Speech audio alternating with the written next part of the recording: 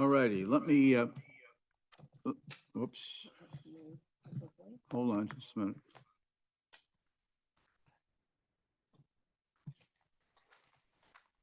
That's right. Sorry, yeah, I'm using the iPad. All right, look, So mute, Oh. mute your keyboard. Do you know how I mute my keyboard? I hit the. let me call. No, it's right here, I think. You know what? No, I'll tell You you. have to do it on. Whose laptop is this right here? Is that connected? That one's not connected. Okay. It's my iPad. I thought it'd be easier. You also could just turn on the light. Yeah, that's true.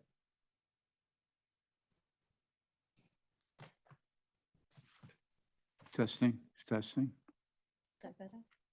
testing, 1, 2. Sounds good. Okay. Yes, Sarah, turn this off. All righty, here we go. Let me call the Inland Wetlands Commission of New Canaan's special meeting to order.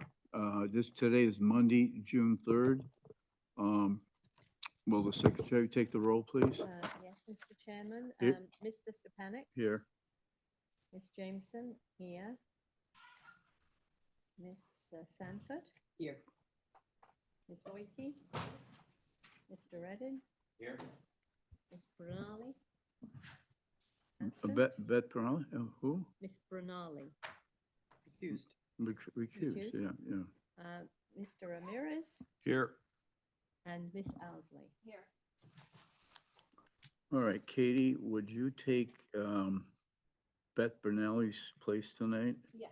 And Adam, would you take, we have a vacancy, a regular member, would you take that vacancy? Yes. Okay, good.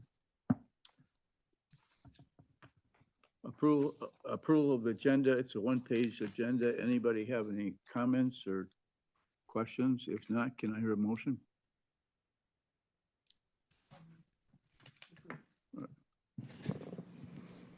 Priscilla? I'll second that. All those in favor? Aye. All right, I'm going to open up the public hearing tonight. It's application number 2414, 677 South Avenue, Town of New Canaan. I won't read it all. It's activities proposed in upland review area only. Agent Tiger Mann, Director of Public Works. Before we start, let me give you a quick agenda of tonight's meeting. The applicant presents first. And Tiger, I can assume you're going to be the point person on this, is that right? Are there any other people besides yourself? Yeah, we have Mike Segan from Richter and Segan, Bill Kenny from William Kenny Associates, and Tom Nelson from Accord Engineering. Okay, And I'm joined at the table by Mike Benevento. He's the president of the New Canaan Athletic Foundation. okay. So the other three are The other three are on zooming Zoom. in? Okay. After the applicant makes his presentation or their presentation, there will be questions from the, and comments from the commission members. And then number 3, in order, the interveners make their presentations. We assume that, who's going to be presenting? Alexandra? 2 of you? 3 of you? Okay. Who's the point person? You, Alexandra? You're going to introduce people? Or is? Why don't you go first then, Luke? Okay. The presentation, these presentations, and he then will introduce other presenters for the interveners. Keep in mind that the commission at 3 o'clock this afternoon received information for tonight's meeting, and we have not had an opportunity to review it. So that means we know for sure this is going to be, we're not going to close the public hearing tonight. We're going to carry it over till June 7th, which is 2 weeks from tonight.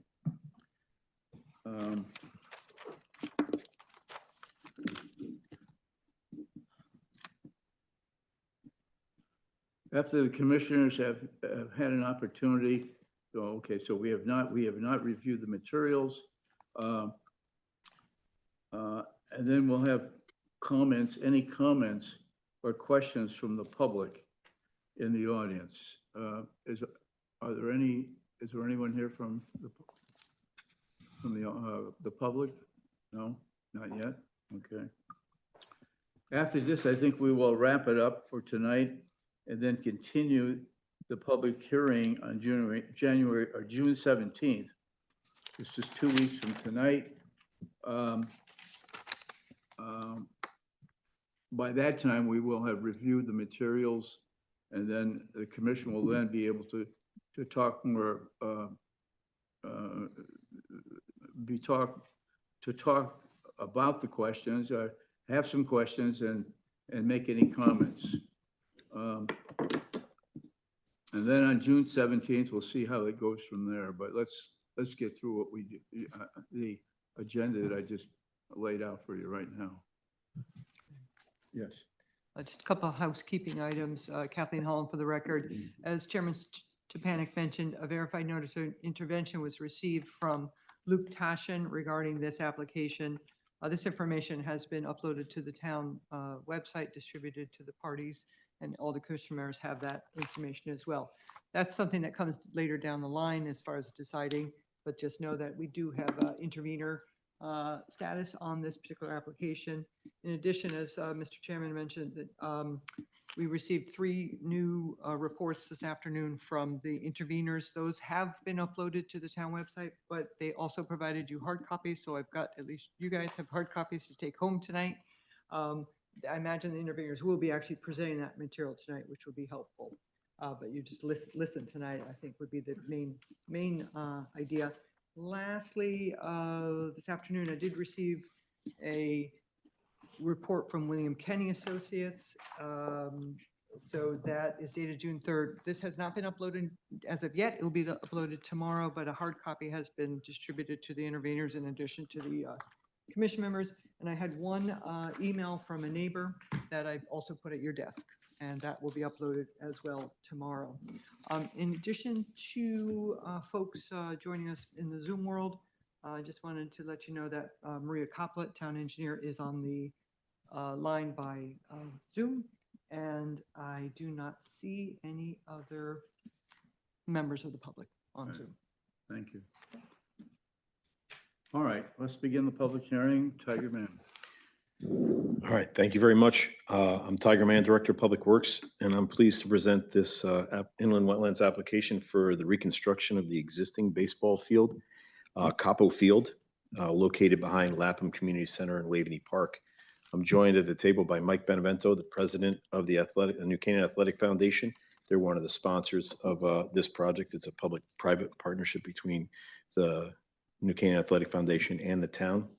And then on Zoom, I have our landscape architect, Mike Segan, our soil scientist, William Kenny from William Kenny Associates, and our engineer, Tom Nelson from McCord Engineering. I'm going to hand it over to Mike Segan and let Mike walk you through our presentation.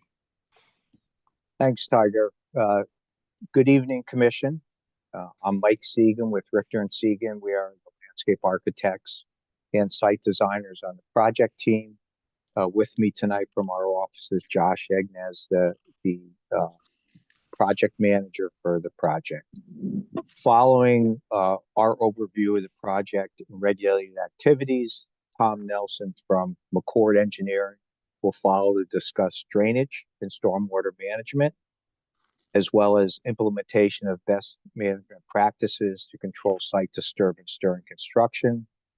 Bill Kenny will follow Tom and talk about the project's wetland, his wetland mapping and evaluation of wetland impact analysis. I should add that Bill Kenny is on his way from Greenwich and apparently got caught up in traffic related to the president's visit in Greenwich tonight, and should be here momentarily. Hopefully he'll come in right before he needs to get on. I didn't know. Next, Josh. The proposed project, as Tiger mentioned, is to upgrade the existing Coppo Field on the Waveney High School campus to a high school varsity baseball field.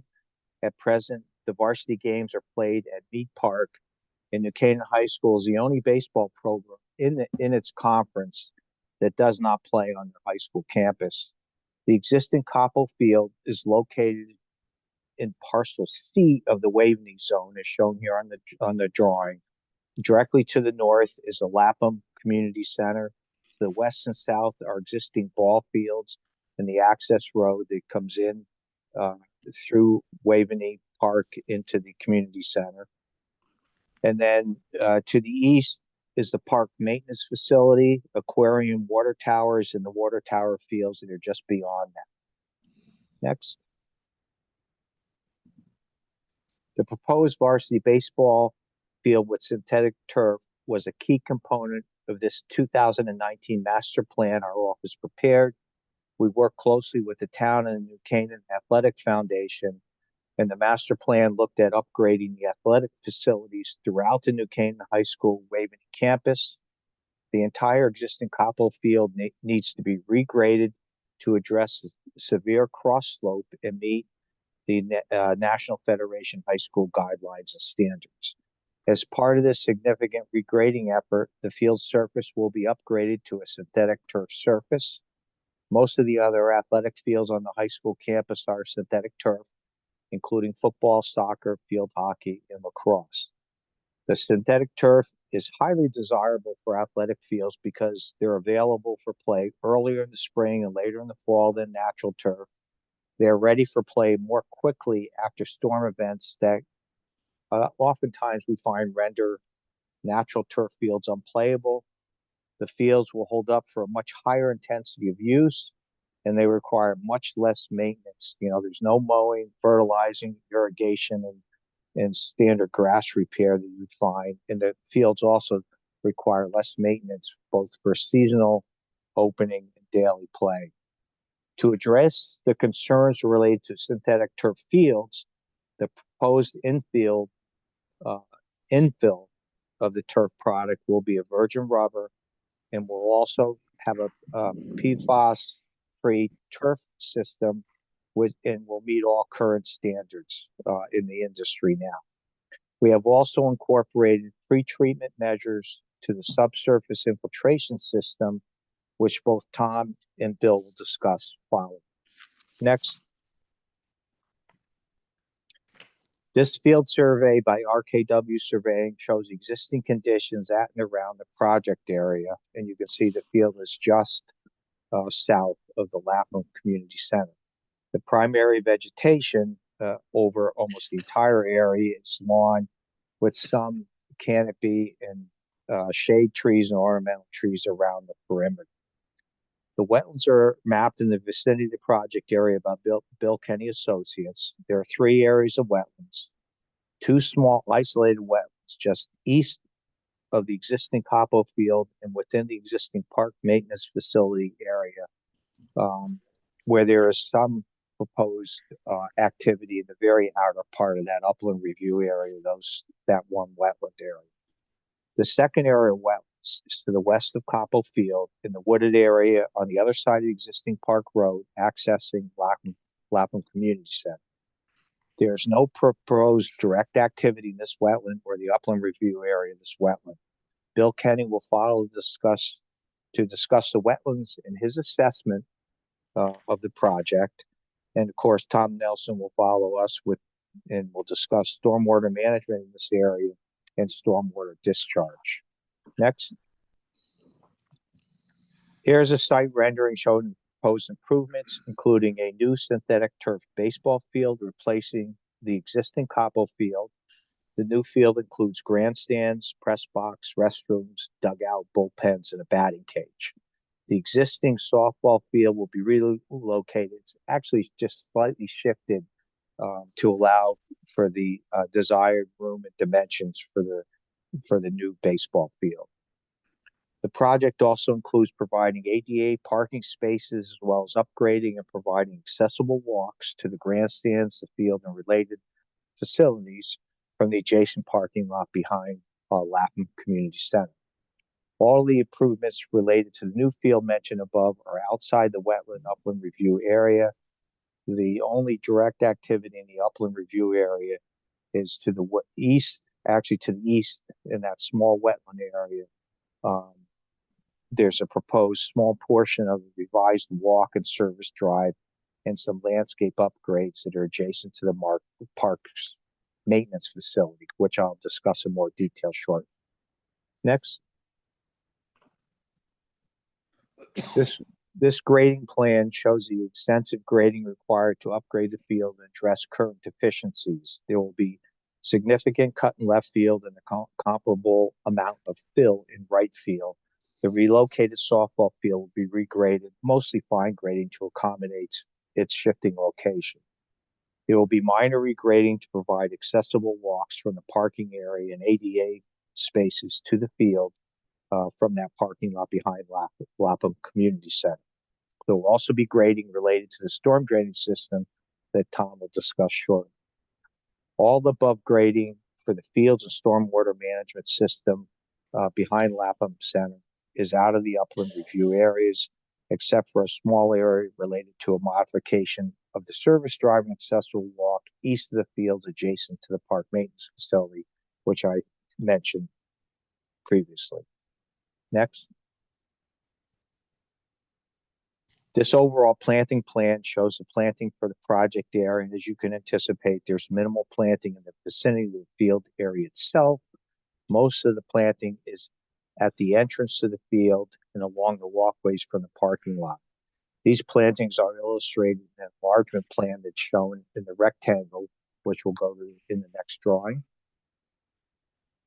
This planting enlargement plan shows the landscape concept along the walkway from the parking lot to the field and grandstand entry areas. It includes a river birch grove that is backdropped by a grouping of red cedars along the fence line.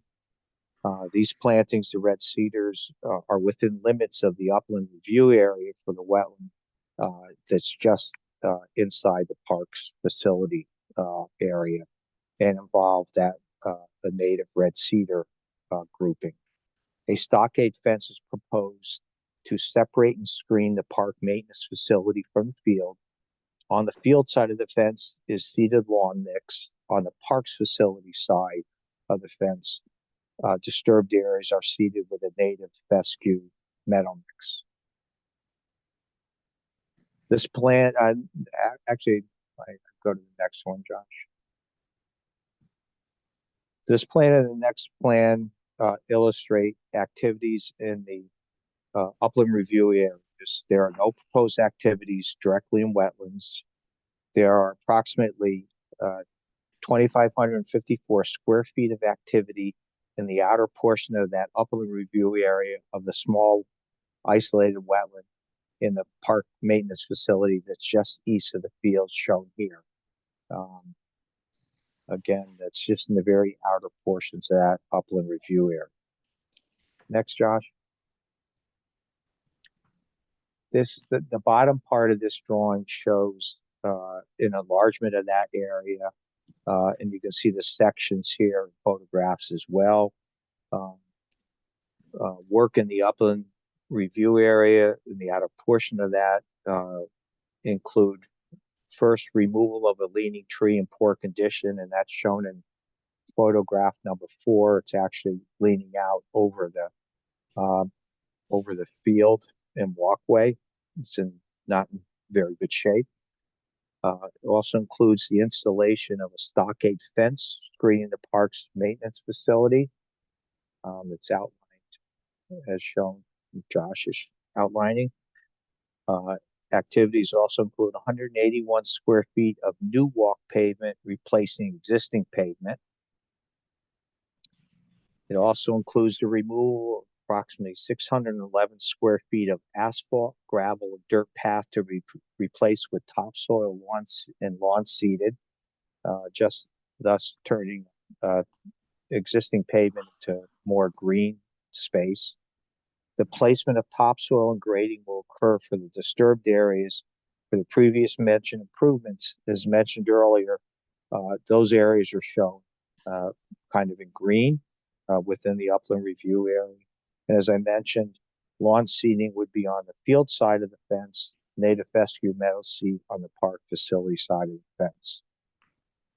That concludes overview and summary of the proposed project and the proposed activities in the upland review area. Bill Kenny will review his wetland report following Tom's overview of the stormwater management plan. And with that, I'll turn it over to Tom. Are there any questions? Good evening. My name is Tom Nelson, professional engineer with McCord Engineering. Our office prepared the site utility plan, soil erosion control plan, and the stormwater management report for this project. The primary scope of our site utility plan was the stormwater drainage, which is what I'm going to focus most on tonight. The existing conditions on the site, we have an existing grass field, majority of which drains towards the west. Runoff flows overland across the grass towards the paved driveway to the west and is captured by an existing catch basin at the low point of that driveway. That one there. That catch basin discharges further west and to an existing drainage channel which joins the wetland system to the west. There's a small area of the site that also drains to the east. There's an existing number of catch basins and drainage infrastructure over there that captures some of that runoff and conveys it to the east, which is a completely different watershed than what is headed to the west. Our proposed conditions, we sought to match the existing drainage patterns. We have a fairly traditional synthetic turf drainage system. Below the turf field is a thick layer of gravel and low profile under drains, which allow runoff to seep through the field and be captured by the drainage system. Around the perimeter of the east and west side, there is a collector drain that collects that runoff. Now, while the purpose of that drainage system is to collect runoff and make sure the fields dry out quickly, it also does still allow for a significant amount of storage volume, and it allows for any infiltration into those natural soils below. This is not an impervious system. This does have storage, and it does allow infiltration below the drain pipes.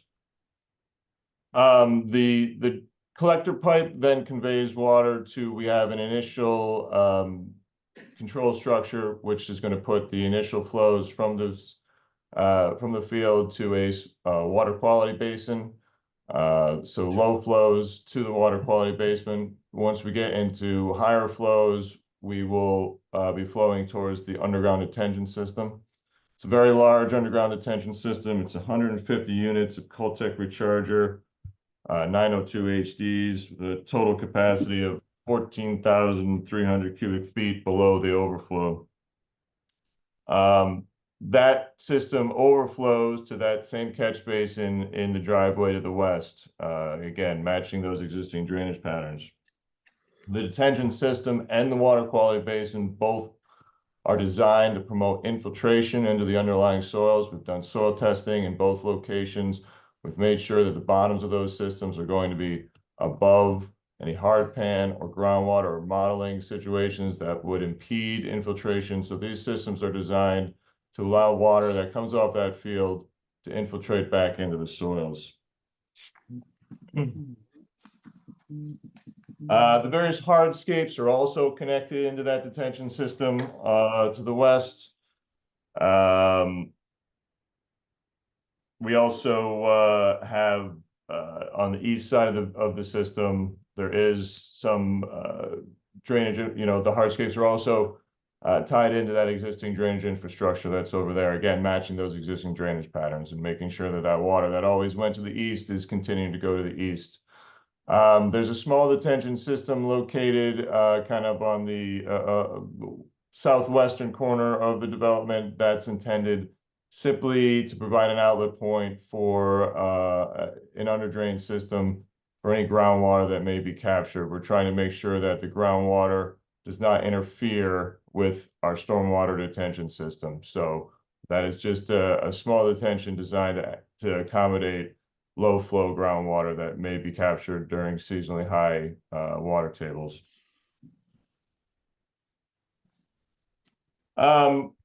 This system, as you see it, meets the new Canaan drainage policy. We have reduced the peak flows and the peak runoff through the 25-year design storm. 25-year design storm on this site is 6.41 inches in a 24-hour period. We've also met water quality standards, meaning that the first flush or the first inch of runoff from the development will be captured and treated. The treatment practice on this concept is the infiltration through both the soil media on the water quality basin and into the natural soils for the underground detention system. However, we're also working with the town to upsize this system. So what you see here is designed for a 25-year storm event. The town has asked that we revise this, and we're working towards revising this quickly to accommodate a 100-year storm event. A 100-year storm event will take us from the 25-year storm of 6.41 inches in 24 hours to almost 9 inches in 24 hours. It is a significant increase. It will result in probably nearly a 50% increase to the size of this detention system. That is in part due to the size of the project and also in consideration of some of the downstream drainage concerns that we are all aware of. In terms of the downstream drainage concerns, we're certainly understanding and sympathetic that there are issues at the lower end of this watershed. However, the scope of our analysis is limited to the 8 or so acres surrounding this new turf field. We have ensured that our design will not increase the runoff. It will decrease the runoff from our area of the project. We will reduce both the volume and the peak flows from our area of the project, and significantly more so once this system is expanded for a 100-year design storm. So we feel very confident that the runoff leaving our portion of the project will be less than what is leaving there now and will improve the downstream drainage situation. However, just reiterating that our scope is limited to our area of that watershed, and we cannot address a full watershed area of drainage issues. I guess we can go to the next sheet.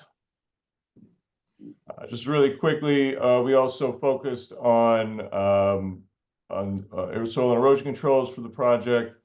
We've identified 2 entry areas for construction access that we feel will kind of keep the construction away from the wetlands and keep material and construction movement outside of those regulated areas. We've identified a soil stockpile area, a large soil stockpile area that's outside of the regulated area, and also outside of any areas, but we're looking to maintain infiltration so we won't have any compaction of those soils.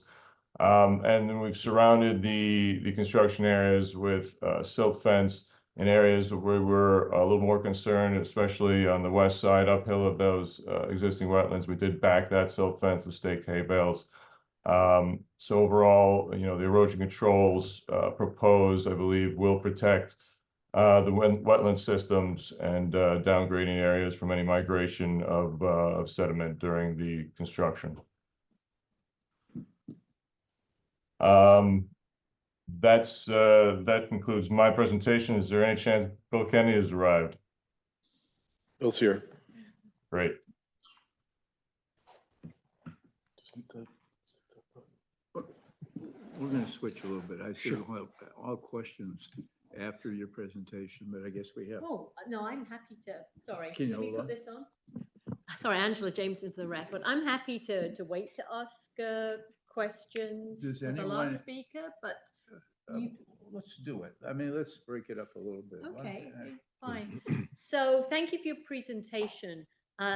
Could you please confirm for us that there will be no discharge at all into the wetlands on either side of the development? On both sides of the development, we are discharging into existing stormwater structures.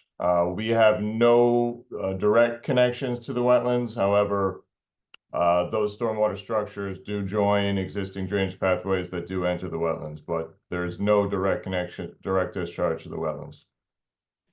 And so they join pathways that are what exactly?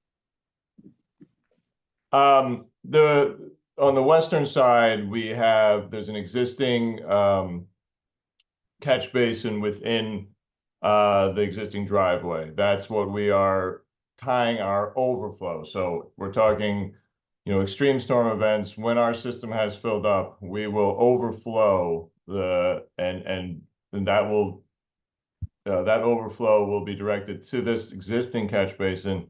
That existing catch basin discharges via culvert under that driveway. It runs about 20 feet into the woods, and then there's an existing drainage ditch that conveys the water down the hill towards the wetlands.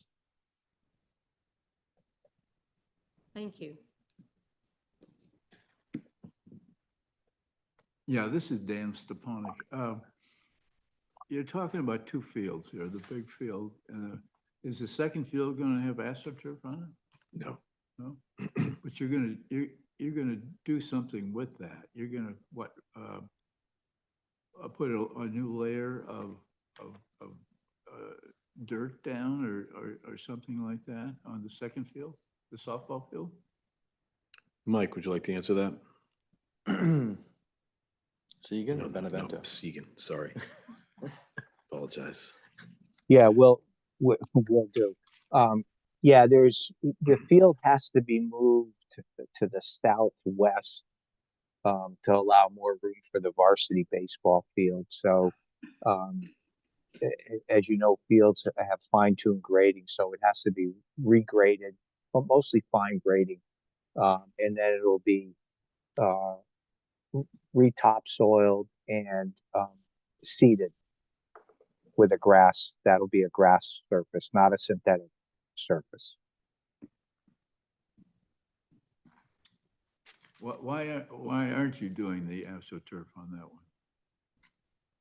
That's the existing men's softball field. Yeah. And at present, there's not as much of a need at present to change that surface as So there there's is no for other. runoff over there? Excuse me? No runoff on that field? There is runoff. There's times when that field is not playable, but there's not as much use or need for that area, if you will, from the men's softball league. Two men's softball fields up there. Right. You want to contribute something? I was just noting that that field is a second men's softball field. Right. To the east and south, there's another men's softball field. So the league use is diminished. And given that they So already this have, is not used like the first one? I mean, this is, it's not used, just the league is not as active as it has been in the I past. see, yeah, yeah. You have any questions? Yeah, Beth Sanford. I have a question, and whoever wants to answer it can go for it. Just stepping back and looking at this, the whole storm management system from a layperson point of view, can you detail what is happening in terms of the plan that is going to make the whole area more impervious, that will increase the water flow? And what are you doing that is going to help offset that? You talked about a new underwater system, but just to kind of look at big perspective, where are the pluses and how are in terms of increasing the flow? Because I assume with the turf field, it's not a natural field. It's going to increase water flow. and you are accommodating that with some incremental storm management components that are going to help offset that, but just rather maybe a little bit less technical, but telling big picture for those that are trying to understand the pluses and minuses it's going to influence the water flow. Sure. Yeah, sorry. Happy to give a kind of an overview. It's a little less technical. So yes, we have existing out there right now. There is grass. It's mostly fill. It's very compact. It's definitely been disturbed before. So while there is infiltration on that existing grass area, it's relatively low. So runoff that currently doesn't infiltrate into that existing grass field will flow overland, majority of which flows overland towards the road to the west and into the existing drainage catch basin within that road. When we add the turf, we are going to change those infiltration conditions. So instead of grass, we will now have the synthetic turf with gravel below it and a very low profile drainage mat below that. And that allows water that hits that new synthetic turf field. It does give it an opportunity to infiltrate into the soils, but much of it will be captured, and therefore there will be more runoff from that turf than there is from the existing grass. So to offset that, we've proposed a number of things. One is initially, we are anticipating there will be infiltration back into the soil via that existing gravel drainage system that's below the field. The initial secondary measure is a water quality basin, and that's just a small depression in the ground that's designed to capture and infiltrate some of that initial flow from that field. And then the heavy lifter is that large underground detention system, which is a series of plastic chambers underground that provide a large storage volume, so that when that water reaches them, it holds it back. It promotes infiltration back into the ground, and it holds it back long enough so that we are not increasing the amount of runoff that actually leaves this project area. The follow-up question, I understood that you're in the process of revising the plan to accommodate for the 100-year storm event. So will its dimensions change? Its dimensions will definitely change. It is going to get quite a bit larger. We anticipate we will extend that detention system. We don't anticipate. I know we're going to be extending that detention system to the south. So it will become 40 to 50% larger in size. So we are working through that design, but there is a very big difference when we're designing. Historically, we've designed for a 25-year storm event in New Canaan. We are now going to go to a 100-year storm event in New Canaan. And it's a big difference. It's a lot more water that we will, again, same concept. It'll be the exact same design concept. We will just be providing a larger storage volume to hold that water within that detention system before it exits our project area. Okay, thank you. Thank you. Yes. Katie Owsley for the record. Wondering, so thank you, Beth, you asked my question about the 100-year system and how that would change. I'm actually surprised that we don't insist on designs for like 50 and 100 years as opposed to just 25. But I'm wondering how the fill moves in a 100-year storm. Do you have any concept of how, will that then be pulled? Obviously, it's not going to go below. Does the fill move in a 100-year storm condition? The fill required for the stormwater detention system, or No, the virgin rubber fill that's on the field. How does it move in a storm of that size? Gotcha. Maybe Mike, you want me to take that, or would you rather? Go ahead, take a shot at it. It shouldn't move anywhere. It should stay within the turf. So but Yeah, go ahead. that's the general idea is with this, synthetic turf. That is really what they're trying to do is really have a very high permeability through the infill and through that turf. So that water that's going to hit that turf surface is going to want to just flow right through it and into our storage layer underneath, which is gravel, which isn't going to move. So we don't expect to be seeing, sheets of water moving off this system that would migrate that infill. The water is designed, intended, and tested really, so that that water flows downward into our gravel layer and doesn't sit around on the surface where it could migrate things. And there's a filter at the base of the synthetic turf that will not allow the crumb rubber, or I should say the virgin rubber pellets to move through. So they stay on the surface and do not travel down into the system.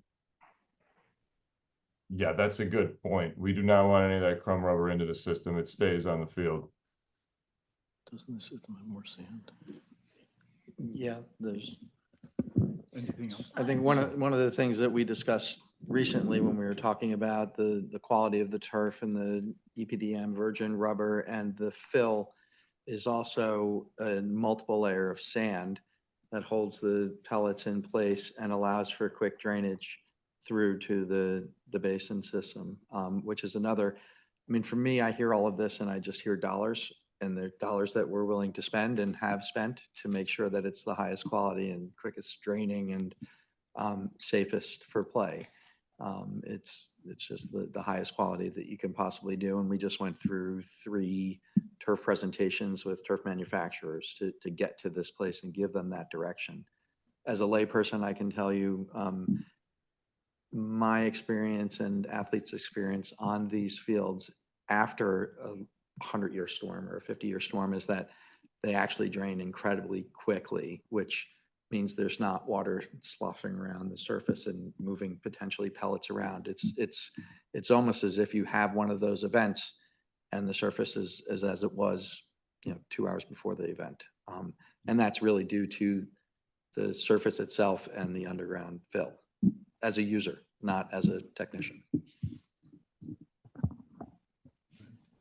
Angela Jameson for the record. I believe I just heard a statement, something like the following: crumb rubber stays on the field. I didn't think you were using crumb We're rubber. not using crumb rubber. He misspoke. Okay, so for the record, I'd just like it to show that the reference was to virgin rubber and Correct. not crumb rubber. Correct. And then secondly, if I may, I'm looking at the memo from the town engineer, Maria Cocklet, dated the 15th of May, revised May 30th. And I really just want to make sure I'm reading this correctly. So when I see in bold 5/30/24 comment comment above to be addressed, that signifies that the applicant has agreed to address the concern that the town engineer has identified. Is that correct? Yeah, absolutely. So we've been going back and forth with DPW and the town engineer a lot. And yes, the intention is to address all those comments. We have already in discussions sort of told them where we think we're headed with it, but it didn't seem very beneficial to us to throw a brand new plan in front of you 2 days before commission meeting. So we felt it would be more prudent to bring the current plan to you tonight, receive input and revise this once with the intent of meeting all of the town engineers' questions. Well, thank you. So, I mean, I would like at some point to hear from the town engineer. She's on the phone. Maria, would you care to comment on this? Is she on? I am on. I apologize. It was just getting unmuted at the time. So my 2 comment letters, one, just to give a little bit of background, is that the documents that were provided online were the April 1st documents. So our original comment letter from May 15th was based on that. That same afternoon that that memo got issued, the uploaded documents that were revised were posted by the applicant. They were not in response to this May 15th memo, which is why you'll see my original comment from my May 15th and then my follow-up comment from May 30th. And there has been no response in between from the applicant, only because they had not had time between the posting of their plans and the posting of my memo earlier that morning to have had time to address that. So I just want to clarify that. Well, thank you Yes. for that. Sure. Can you confirm then that all your concerns or observations have been addressed at this point? So my memo from May 30th outlined what I need to see in order to be able to assert that, yes, the applicant has officially demonstrated that they meet our policy.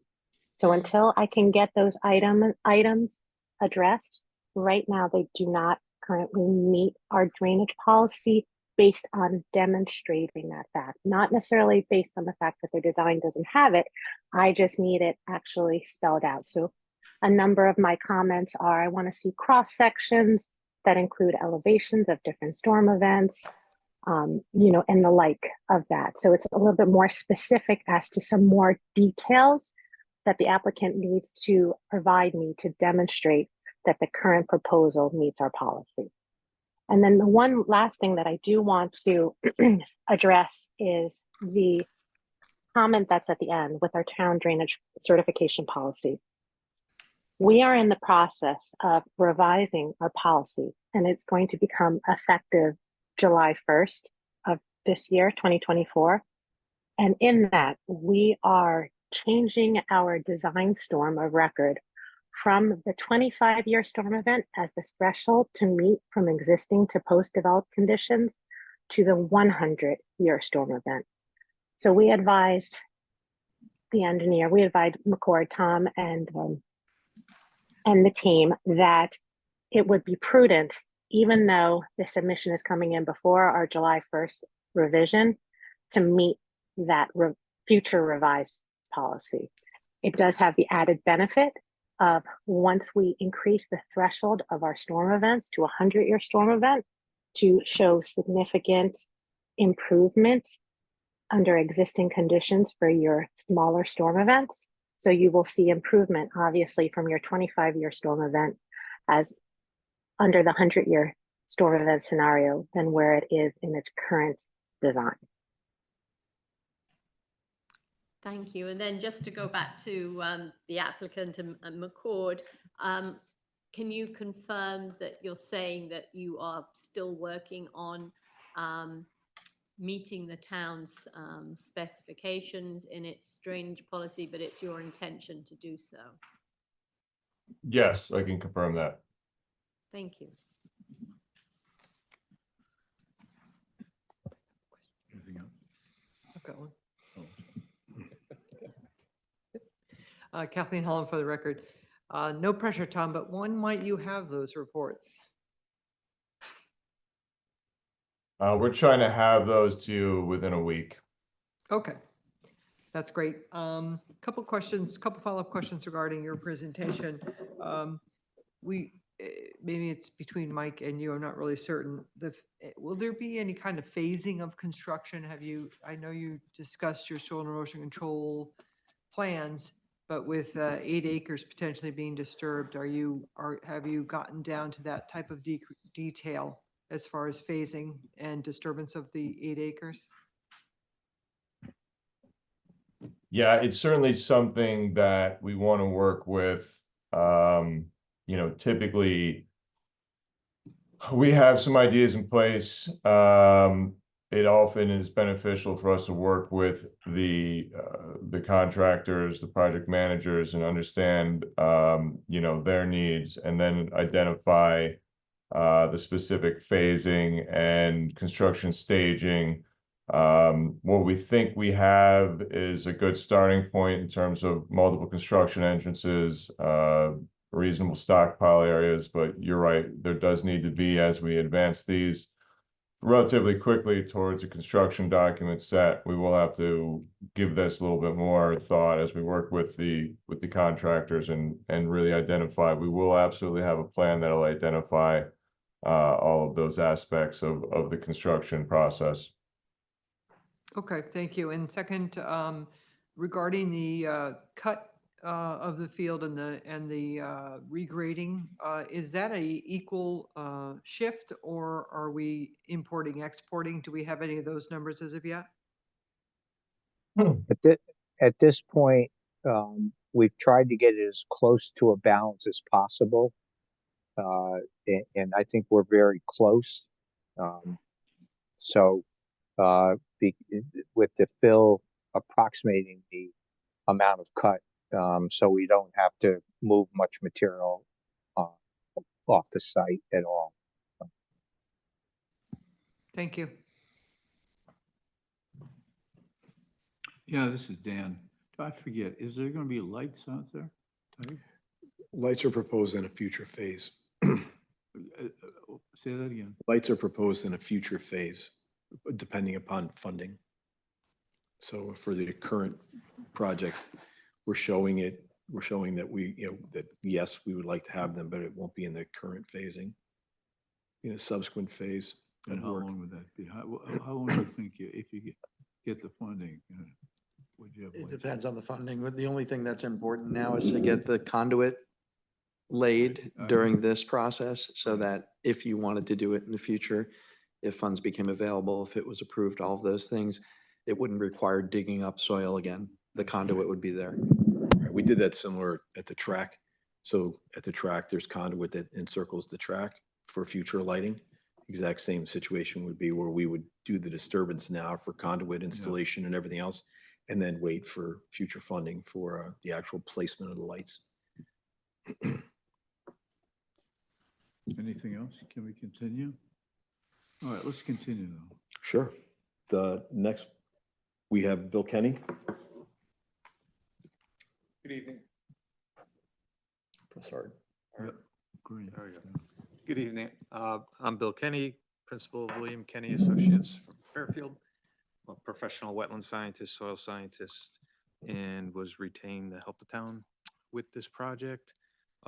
First, we started with visiting the site to identify where wetlands are located, and we went out and flagged the wetlands back earlier this year in February.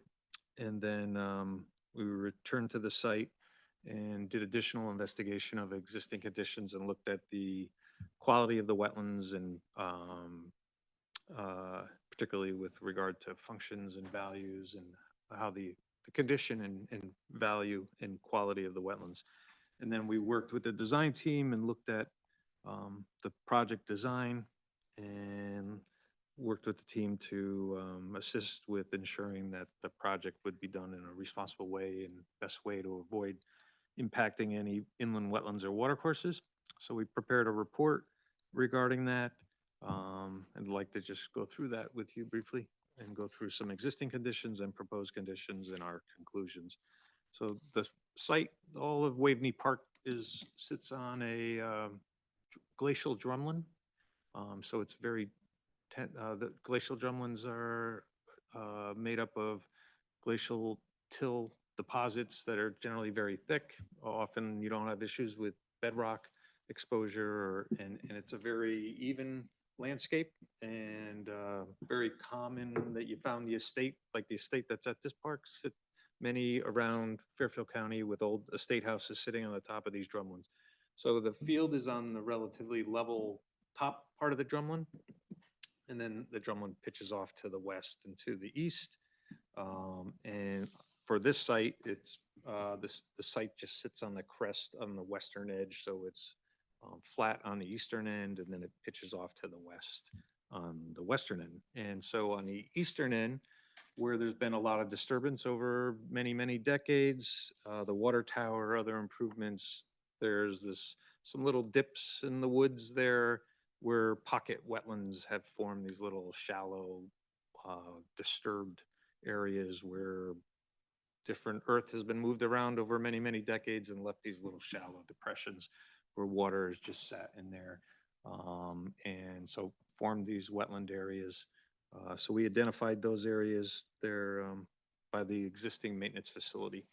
And then on the western side of the project site, at the base of that drumlin slope, you have a classic hillside woodland wetland that forms at the base of a drumlin because water comes down the drumlin and seeps out of the ground and forms these slope wetlands.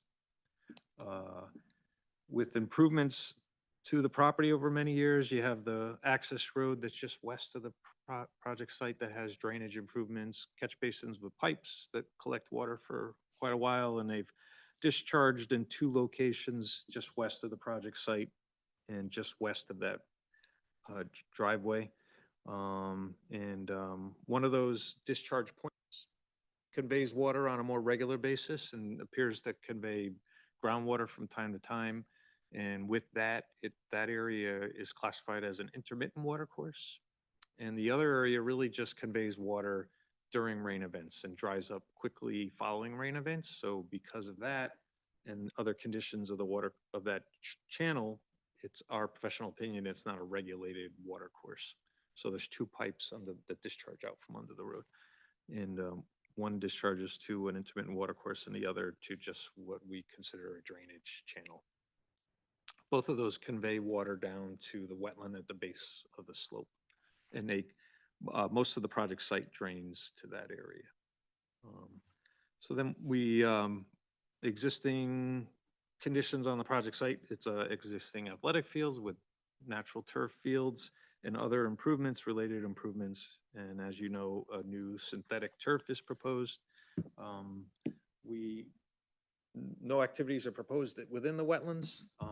In fact, the western wetland, we're pretty much removed from the 50-foot. We are removed from the 50-foot regulated upland review area. And the eastern wetlands, we encroach or the project encroaches slightly into that area with a small bit of an access path and then native plantings. So because no activities are in the wetlands, we focus primarily on stormwater management, water management, because it's what could happen on the field. How does that transport to the wetlands and possibly impact the wetlands? So we looked at primarily water quality, but also water quantity. And with water quality, there's 2 pieces to that puzzle. One is something that generates pollutants, and the second piece is how do you provide treatment to remove pollutants? So with whether it be a natural turf field or synthetic field, there's potential for pollutants to be generated from that field. The town has committed to using the most state-of-the-art materials to reduce that pollutant load with that. So with the EPDM virgin rubber material, infill material, and then FPAS free grass, synthetic grass, and then similar to another recent project town committing to just ensuring that those materials will be free of the PFAs, I should say. My wife's business is FPA, but these are PFAs, so I'm always mixing those up. Anyway, she's Fairfield Performing Arts Studio. Anyway,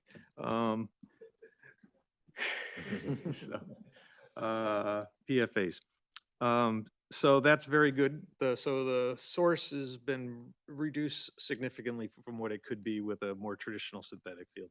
And then, so then we look at the treatment measures, and the project has a very strong treatment, what I want to call a treatment train. There's several steps along the way where there's opportunities for treatment. One is that underground drainage layer beneath the field, which includes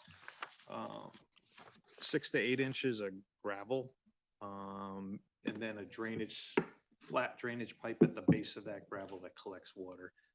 And that sits on top of soil, and there's opportunities for water to infiltrate into the soil and be cleaned at that initial step. And when you look at a gravel base, there's a void space between the stone. It's usually about 1/3 of the depth or 1/3 of the volume. So with the depth of that, just in that gravel below the stone at a 30% void space, you can hold at any time 2 inches of water in 2 inches of precipitation in that area. And that's just the first step. And then water starts infiltrating into the ground and slowly then making its way out of the drainage system as well. And then the next step is where it goes to the bioretention basin or rain garden or whatever you'd like to call it, but it's a depression that's been designed to collect water and allow the water to go through the plant material, both the surface layer of the plants as well as the root system, and infiltrate into the soil and have another opportunity to infiltrate into the soil.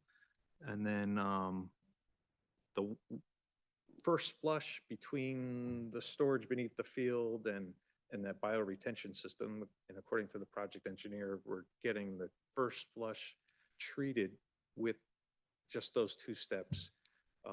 So that's very good. And then lastly, there is the subsurface infiltration system of chambers that was discussed, the Coltech system. And again, so that'll capture the volume of water beyond the first flush and allow for that to infiltrate in the ground. So usually your target is just to capture the first flush for water quality and treat that, but this is providing treatment beyond that in that larger retention system and then allowing it to discharge. So based on that, based on the use of the materials that are proposed for the field surface, and then all the treatment that's proposed, the several steps of treatment, it's my professional opinion that this field will not adversely affect the wetlands that are downstream from this. The quantity of flow is also important because the quantity rate of discharge can affect erosion of soil surfaces. The project, so there is the project does include mitigation measures to control that peak discharge and not allow that to exceed current levels. So those channels have been there for decades now. And what I see often happening with glacial till soil, if you put in a discharge like that, that glacial till material is full of a whole mix of everything from very fine particles, clay, up to large boulders and gravel and everything in between. When you put in a pipe below a road like that decades ago, it discharges, it erodes all the fines away, and then all the stones that were in the top 3 feet, they all fall to the bottom, and they armor that ditch. And at some point, that ditch reaches a state of equilibrium where there's not more erosion because all that stone starts to pile up on the bottom. And so these channels appear to have reached that level where they're well armored just naturally with the material that's had been elevated in the till, but when the fines got eroded out, all that stone now is on the bottom. So because that stone is there, and because the project is designed to not increase peak discharges to those channels, I don't see any problem, any potential for adverse impacts from having water that's already discharging to those channels continue to discharge to those channels at a rate that's equal or less, according to the town engineer. And then most of the project then drains to the western wetland, and the discussion I just had focused on that. On the eastern side, a small amount of water drains to that, but it's mostly through these new vegetated areas or revegetated areas that, as Mike had described with the native cedar trees and the river birch, as well as some native ground covers, things like that. So I'm not concerned with that area either, based on that buffer that's being established there with the native plants.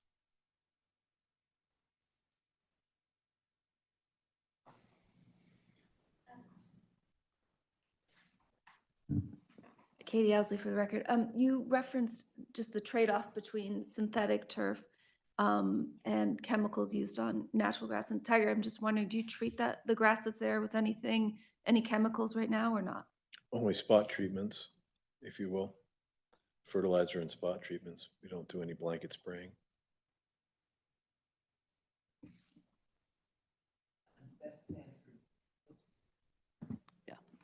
Beth Sanford for the record.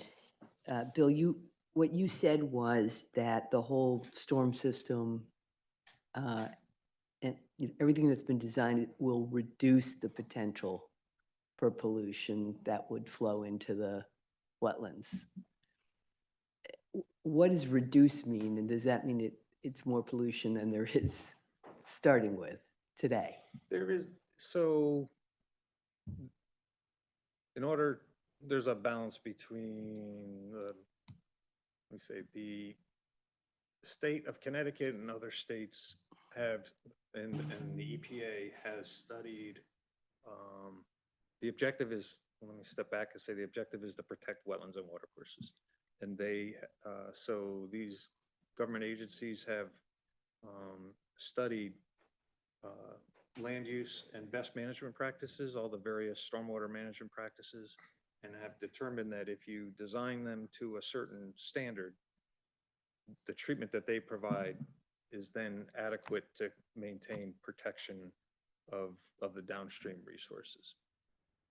Can we say that there's always some pollutant that could make its way through the water, but what they find is that they reduce those down to levels that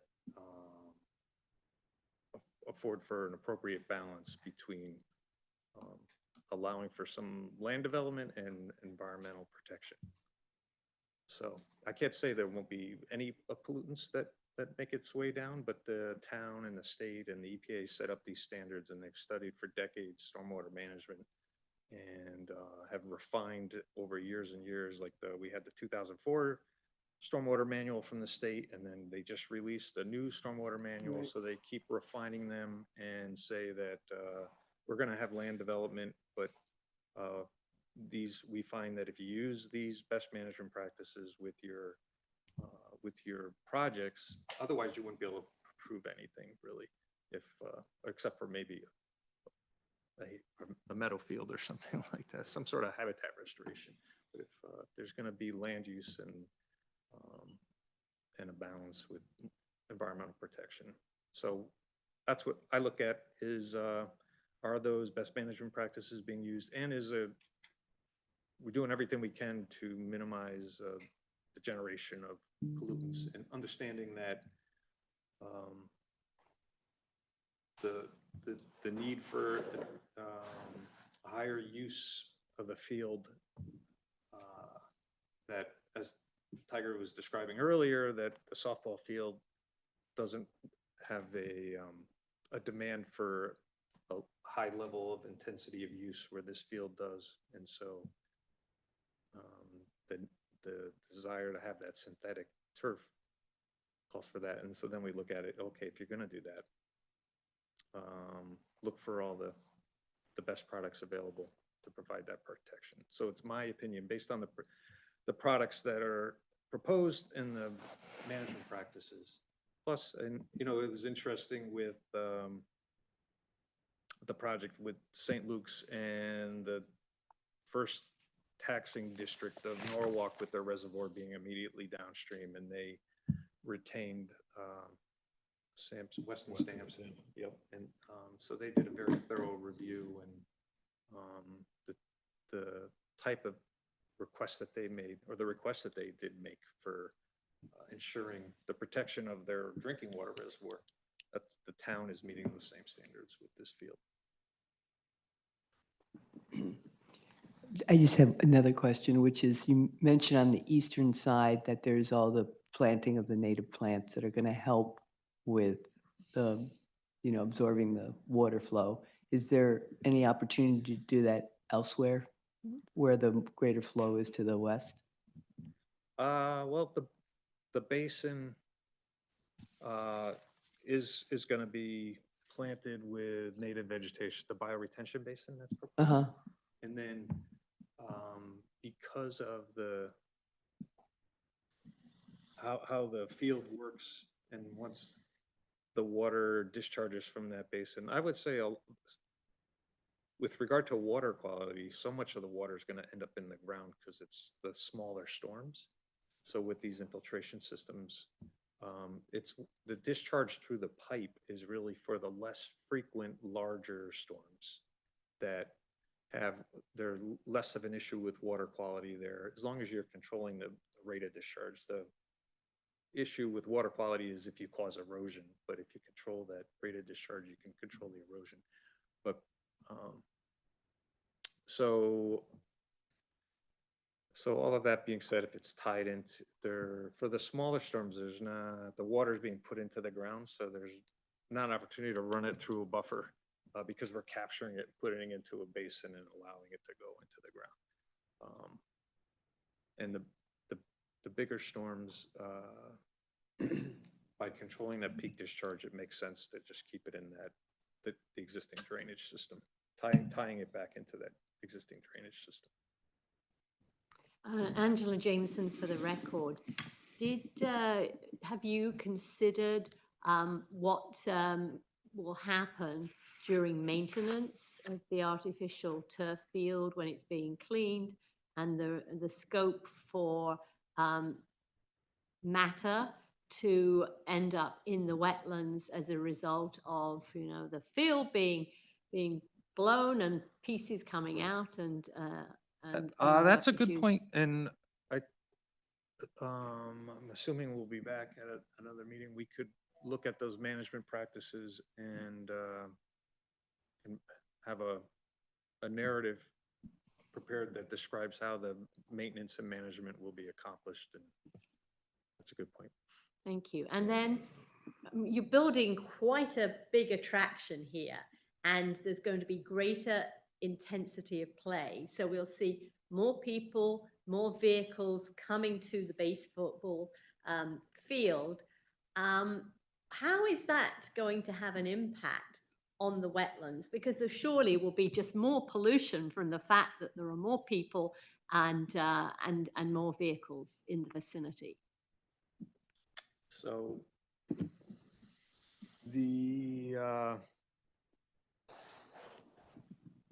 that's a good indirect consideration. You know, the use of the parking lot, I am not. We could look into that further, but for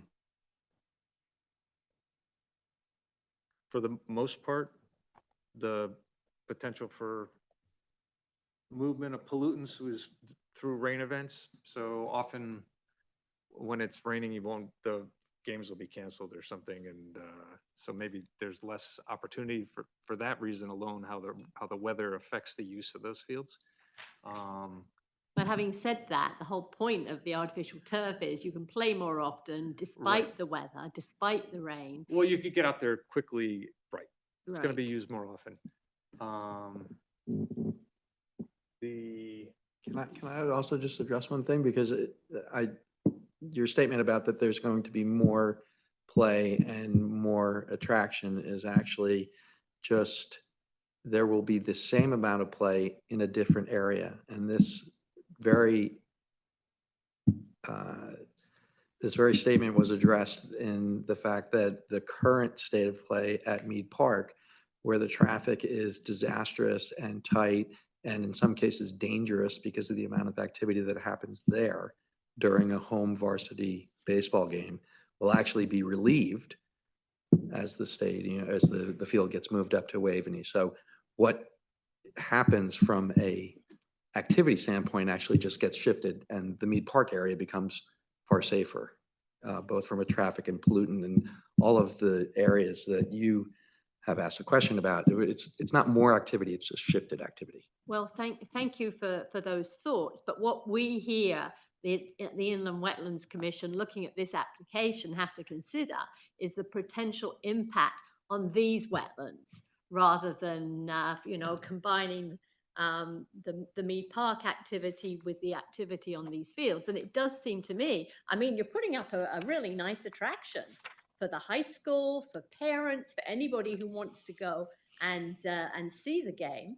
And there are a lot of people very passionate about baseball in this town. So it seems logical that there are going to be many more people going through the driveway, through all the access points, and there will be more vehicles. And that could have an impact on the wetlands, and that's what I'm asking Bill Kenny as the soil scientist to address. We will take a closer look at that Thank for you. the next meeting. Yeah, this is Dan Stepanek. In a large storm, the water, is the water funneled off the field, across the road, and then down into a retention basin? Is that how that works? No. And then from there it's collected, and then it comes out, you know, oh, I'm sorry. It comes out in portions that are adjustable for it to either be absorbed in the soil, or it can run down the hill easily into another. How many retention basins do you have there to collect that water that's coming off the field? I could let Tom, as the project engineer, discuss it as he's the author of that, but there's certainly 3 areas of potential capture. One is an unofficial one. One's the gravel bed beneath the field itself, but that will capture water. If you look at the details at the end of the. And where is that? Can you point that out? It's just entirely under the field. It's just. Oh, it's the field itself. Yeah, Oh. and there's a concrete wall, a curb that contains the entire field, so it really holds that water. But then the water goes down through that gravel into piping that then gets directed over to underneath the driveway there, underneath No, the road? no, it's all on the eastern side of the road. All the work is proposed on the eastern side of the road, nothing on the western side of the road. We're not proposing any work on the western side of the road. Everything is on the eastern side of the road. So it's storage areas between the field and the road. The one's that open basin for the small storms for water quality, and then the other is the very large subsurface infiltration system. Chambers, large drywall chambers that are below the ground. That's the reason why all the So work on, does most of this water, before it reaches 106, right, is it absorbed? Is that fair to say? Tom, There's no change, but then it must be absorbed then. a It's large, got to go someplace. fair amount of it gets absorbed to, and, project, from this project. From this Yes. project. Yeah. correct. right. Right. And there's groundwater recharge calculations that have been, I believe, they haven't been provided, they are going to be provided to you. But a fair amount is being put back into the ground. Fair amount. Yeah, the exact numbers, the project engineer can. Right. Yeah, I'll jump in real quick. So we've designed this system so that at a bare minimum, at least the first 1 inch of runoff, and it's going to be more than that, but at a bare minimum, the first 1 inch of any storm event should get reabsorbed. That represents about 90% of your storm events. So between those 3 components that Bill just accurately described, the gravel under the field, the water quality basin, and the underground detention system, over 1 inch of water will be reabsorbed into the soils. And then after that, that's when our detention system starts, holding that water back and metering it out.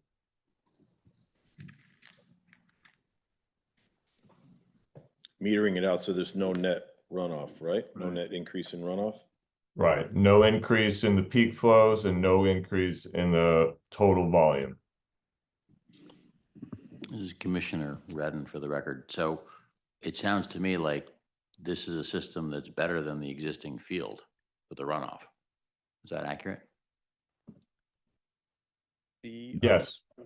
It'll be less runoff than the existing Thank you. the existing field.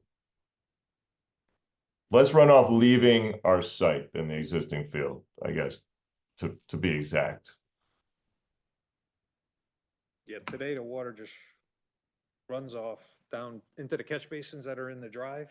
They collect that water and then it goes out the pipes on the other side. A certain amount infiltrates into the ground, but due to the compaction from the clay, it's. Any other questions? Ada Ramirez for the record. There's a lot of discussion about the field itself, but in regards to the improvements, which include a clubhouse, restrooms, those are all roofed structures. I'm assuming that the rain is captured in a gutter system and fed someplace. Where would that go? Tom, do you want to? Okay. You want me to jump in on this one? Yeah, please. All right, so the visitor side, which is your, I'm sorry, north side of the field, we've got a storage building, we have a dugout, and those will all get captured by roof leader system and brought to that detention system. Below the bleachers, we have like a curtain drain, a French drain, a gravel collector drain, so that water that flows through the bleachers will also get captured. And then on the home side, again, the roof leaders from the dugout and the team clubhouse will be captured. On this side, on this east side of the field, those are going to reconnect into the existing drainage network that's over there. There's actually some existing basins over there now. We're reconnecting those because that's the way that water currently flows off to the east, off to an existing drainage pipes to the east. So we kind of mimic that existing situation on the eastern side. So that's kind of the breakdown of the impervious. Of the truly impervious, structures out there. Ada Ramirez for the record again. So in regards to that water flow, does that existing system have the capacity to accept that increased volume of flow? No increase in the volume or that flow. There's already that existing system on the east side already has flows directed to it currently. There's a pathway system and some lawn and field areas that drain to it. So we haven't increased that flow over there. But you're going to have structures there that will have flow from the roofs. What I'm asking is does that existing system that you're tapping into have the capacity to accept that additional volume of water from your leaders? There won't be any increase to the runoff going to that system. It'll be less runoff to that system than what is currently captured by it. Tom, is that because the impervious area is less than it was? It's because, well, not necessarily the impervious area. There is a sort of a bit of a trade-off on that. But there's also, there's a catchment area there that's already, there's some basins over there that are already picking up runoff from that area. I'd be happy to take a closer look at that and address it more precisely at the next meeting. Thank you. Okay. Any other presentations? Mike, anything further to add at this time? I imagine we'll have a time to speak after the intervener. Oh, yeah. Oh, yeah, sure. Yeah, Tiger, I think that, It won't be today, though. No, I didn't ask for today. I meant, Yeah. we're assuming we're going to be coming back on the 17th. But Yes, yes. we're also, after the interveners speak, we're expecting to have time. Thank you. Yeah. So we'll be able to address the applicants, the interveners' concerns and any other concerns that you might have. Mike, you had something to add? no, Tiger, we're all set from our end. Okay. At present, we're good. And then we'll listen to the intervener and then we're happy to come back. Good, thank you very much. Thank you. Okay, we got questions? We have a question. Tiger, we have a question. Oh, I'm sorry. Go ahead. I'm sorry.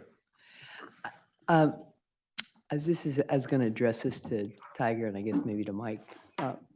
When you started out in terms of conceiving this whole new these new baseball and softball fields. Your objective was, could you just review what the goals were?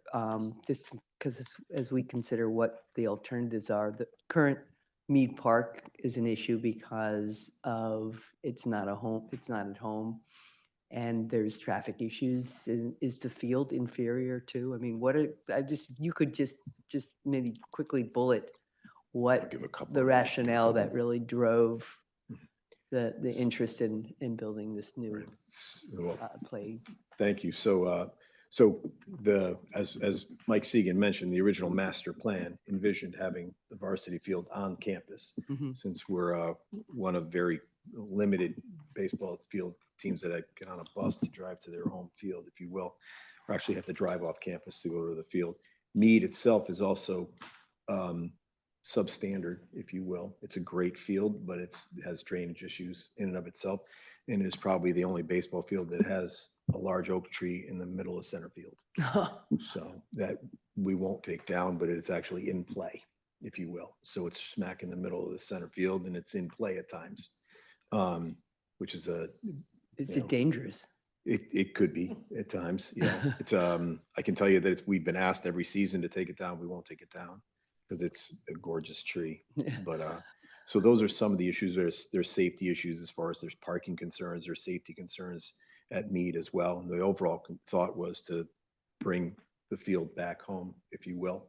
And then there's also play for other parts of New Canaan athletics.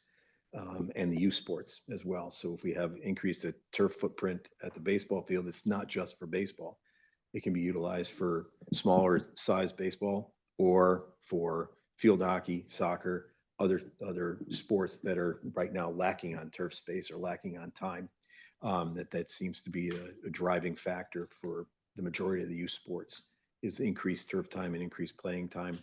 And we're not able to suffice that now with the field that's there because that field is unplayable at times due to weather. So that was the overall thought, was to consolidate the play at Waveney for the high school itself, and then to increase additional play time, if you will, for other sports. It's not just a baseball field. It's got an entire turf footprint. And since it doesn't, you get to start to confuse it where you think that there's dirt on the infield and there's grass in the outfield. It's not, it's turf. It's just colored turf. It's colored brown in the infield and colored green in the outfield, but it's one sheet. So you can play across it with a soccer game or a field hockey because you can play straight across the field, if you will. You don't have to worry that you're playing in the infield because it's not dirt or clay. It's just turf, if you will. So the overall footprint, I forgot, what was the percentage increase? 33% increase in our turf footprint, if you will, for use for other sports, not just New Canaan High School baseball and not just baseball, for other sports. And that was the major driver, was that, two major drivers. One, to bring it back to the campus because of the issues at Mead, and two, the fact that we need increased turf space. I've been receiving complaints at Mead for the fact that we can't get on it early and our teams are behind, if you will. Our baseball team actually practices on the turf field up at Water Tower Turf, 1, 2, and 3, because Mead's not ready for them. So they actually practice on turf field at present in the beginning part of the season.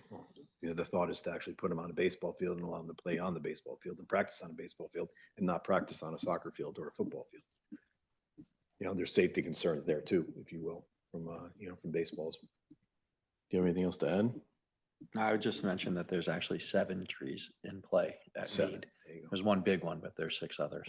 Oh, wow. Okay, thank you. Does that answer your question? Yeah. Okay.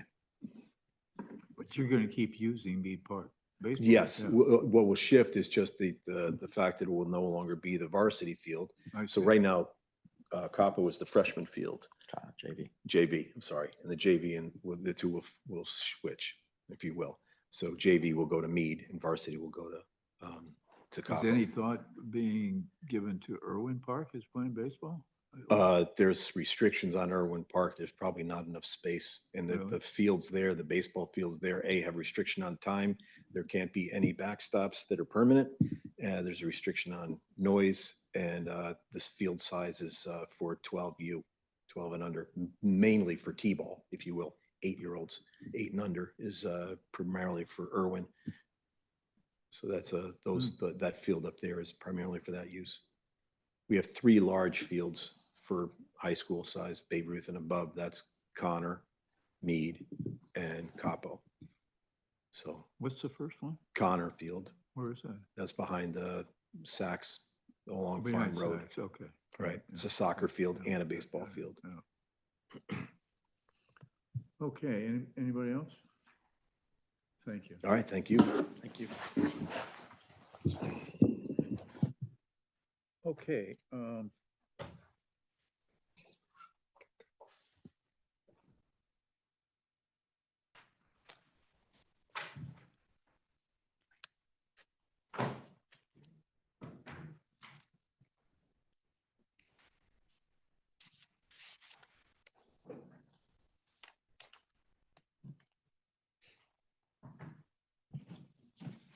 you know, I know I'm going to kill your, how to pronounce your last name. Is it Tashian? Oh, Tashian, wow, geez.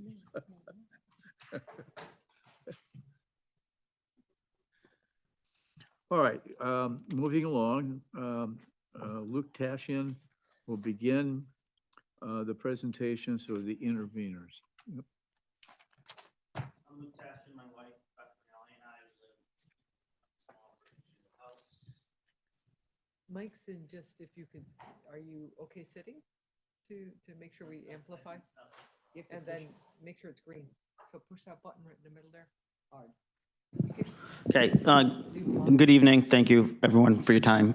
My wife, Beth Brunelli, and I and our son live in the small brick and shingle house on the intersection of Lapham Road and Old Stamford Road. To my left is Alexandra Mock. She's our soil scientist, hydrologist, geologist. To my right is Jim. You said Tashin better than I'm going to say Sakonchik. Sakonchik. I was close as well, Sakonchik. He's our professional engineer. Alexandra will start with her presentation. I'll then have my wife in my presentation, then Jim will follow up with his presentation. We dropped off some materials today. One of them is a copy of Alexandra's memorandum on the impact on the wetlands and watercourse. Another one is my wife and my memorandum regarding the law and some images we have of the property. And Jim's report regarding drainage.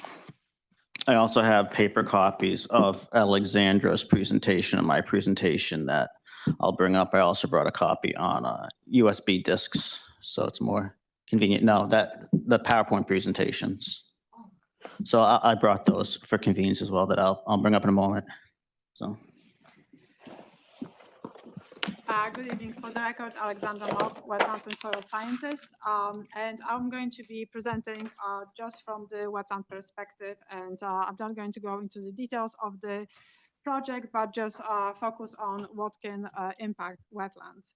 And just, you know, when you're applying for the health insurance, they would like to know your underlying conditions. I think we'll have to start with the condition of the wetland today and watercourses. So here's the overview of the Waveney Park. And as you can see here pointed with the blue arrow is the area where the field is going to be located. To the west where I'm Alexander, one more. Oh, 1 minute. I think we're gonna pass these out. Kathy, can you let me into the Zoom as well? What do we have here? I don't know. That's Alexandra's presentation. Yeah, she's about to hand out the presentation that's up there.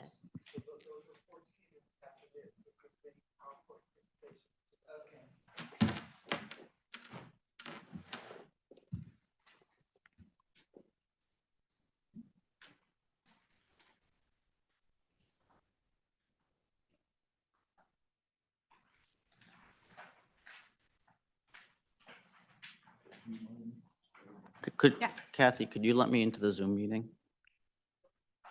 Please. Thank you. Okay, Okay, so just looking at the area photo to see the surrounding and what is going on. And as Bill Kenny said, this is a drumline setting. So at the top, we have a pretty flat area, which is pretty developed. So we have artificial fields here to the north. And then we have the water tower over here. We have some large building and parking area to the north. We have the swimming pool complex with the large parking area.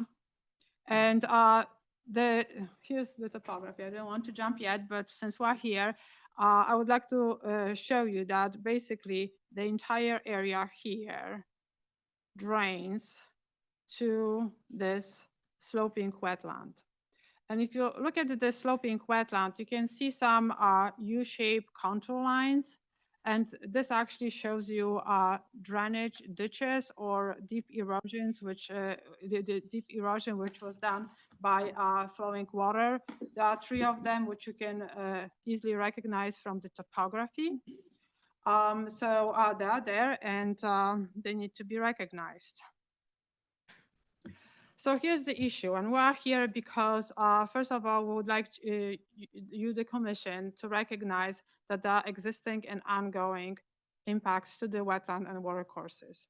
And we're talking about the water courses and wetlands, which are located within the western section, northwestern section, the wooded slope I will refer to. First of all, there's a lack of sufficient stormwater detention system. Therefore, I actually, in my report, documented every single pipe, every single discharge, which goes to the stream, which flows along Old Stanford Road, starting from the, this is this care center, elderly care center, all the way to the railroad crossing. And I found 12 of them, and none of them actually had proper riprap. But anyway, so we have 12 pipes varying in the diameter from 4 to 24 inches, and they are all contributing to the flow in this stream. Also, they're contributing to the wetlands, and several intermediate water courses are Bill Kenny stated.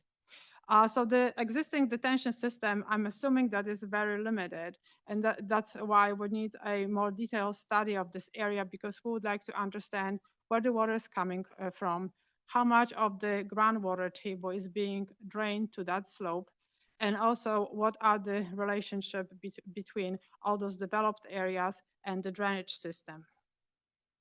We have excessive discharge from those pipes over the 40% slope. This is a very, very steep slope. And if you're an engineer and you design a discharge over 40% slope, you need special measures. You can't just stick out a pipe to a easily eroded soil and let it go. And this is what is actually happening, because all those pipes, none of them has proper riprap, none of them has proper protection. Each of them is eroding. We have erosion, which is actually reaching up to 6 feet, and we'll see those examples later on the pictures. We don't have a proper channel protections. Once you create a ditch or you discharge into intermediate water course, you're supposed to make sure that the channel is stable. Bill said that while there's glacier deposit and has some coarse grain material, and eventually those boulders are going to be uncovered by erosion, and then they're going to be protecting the bottom. This is not the case. The erosion is way past any control, and those boulders are there, but they are not sufficient. And then lack of maintenance. A lot of was said today about the detention system, which is going to be the first defense for all the pollutants. Go and look at the basin which is already existing for the existing turf fields. This sediment basin has never been cleaned. 1/3 of it is filled by the sediment. Bill Kenny said that the new detention system is going to be seeded with native plants and native meadow, I'm assuming.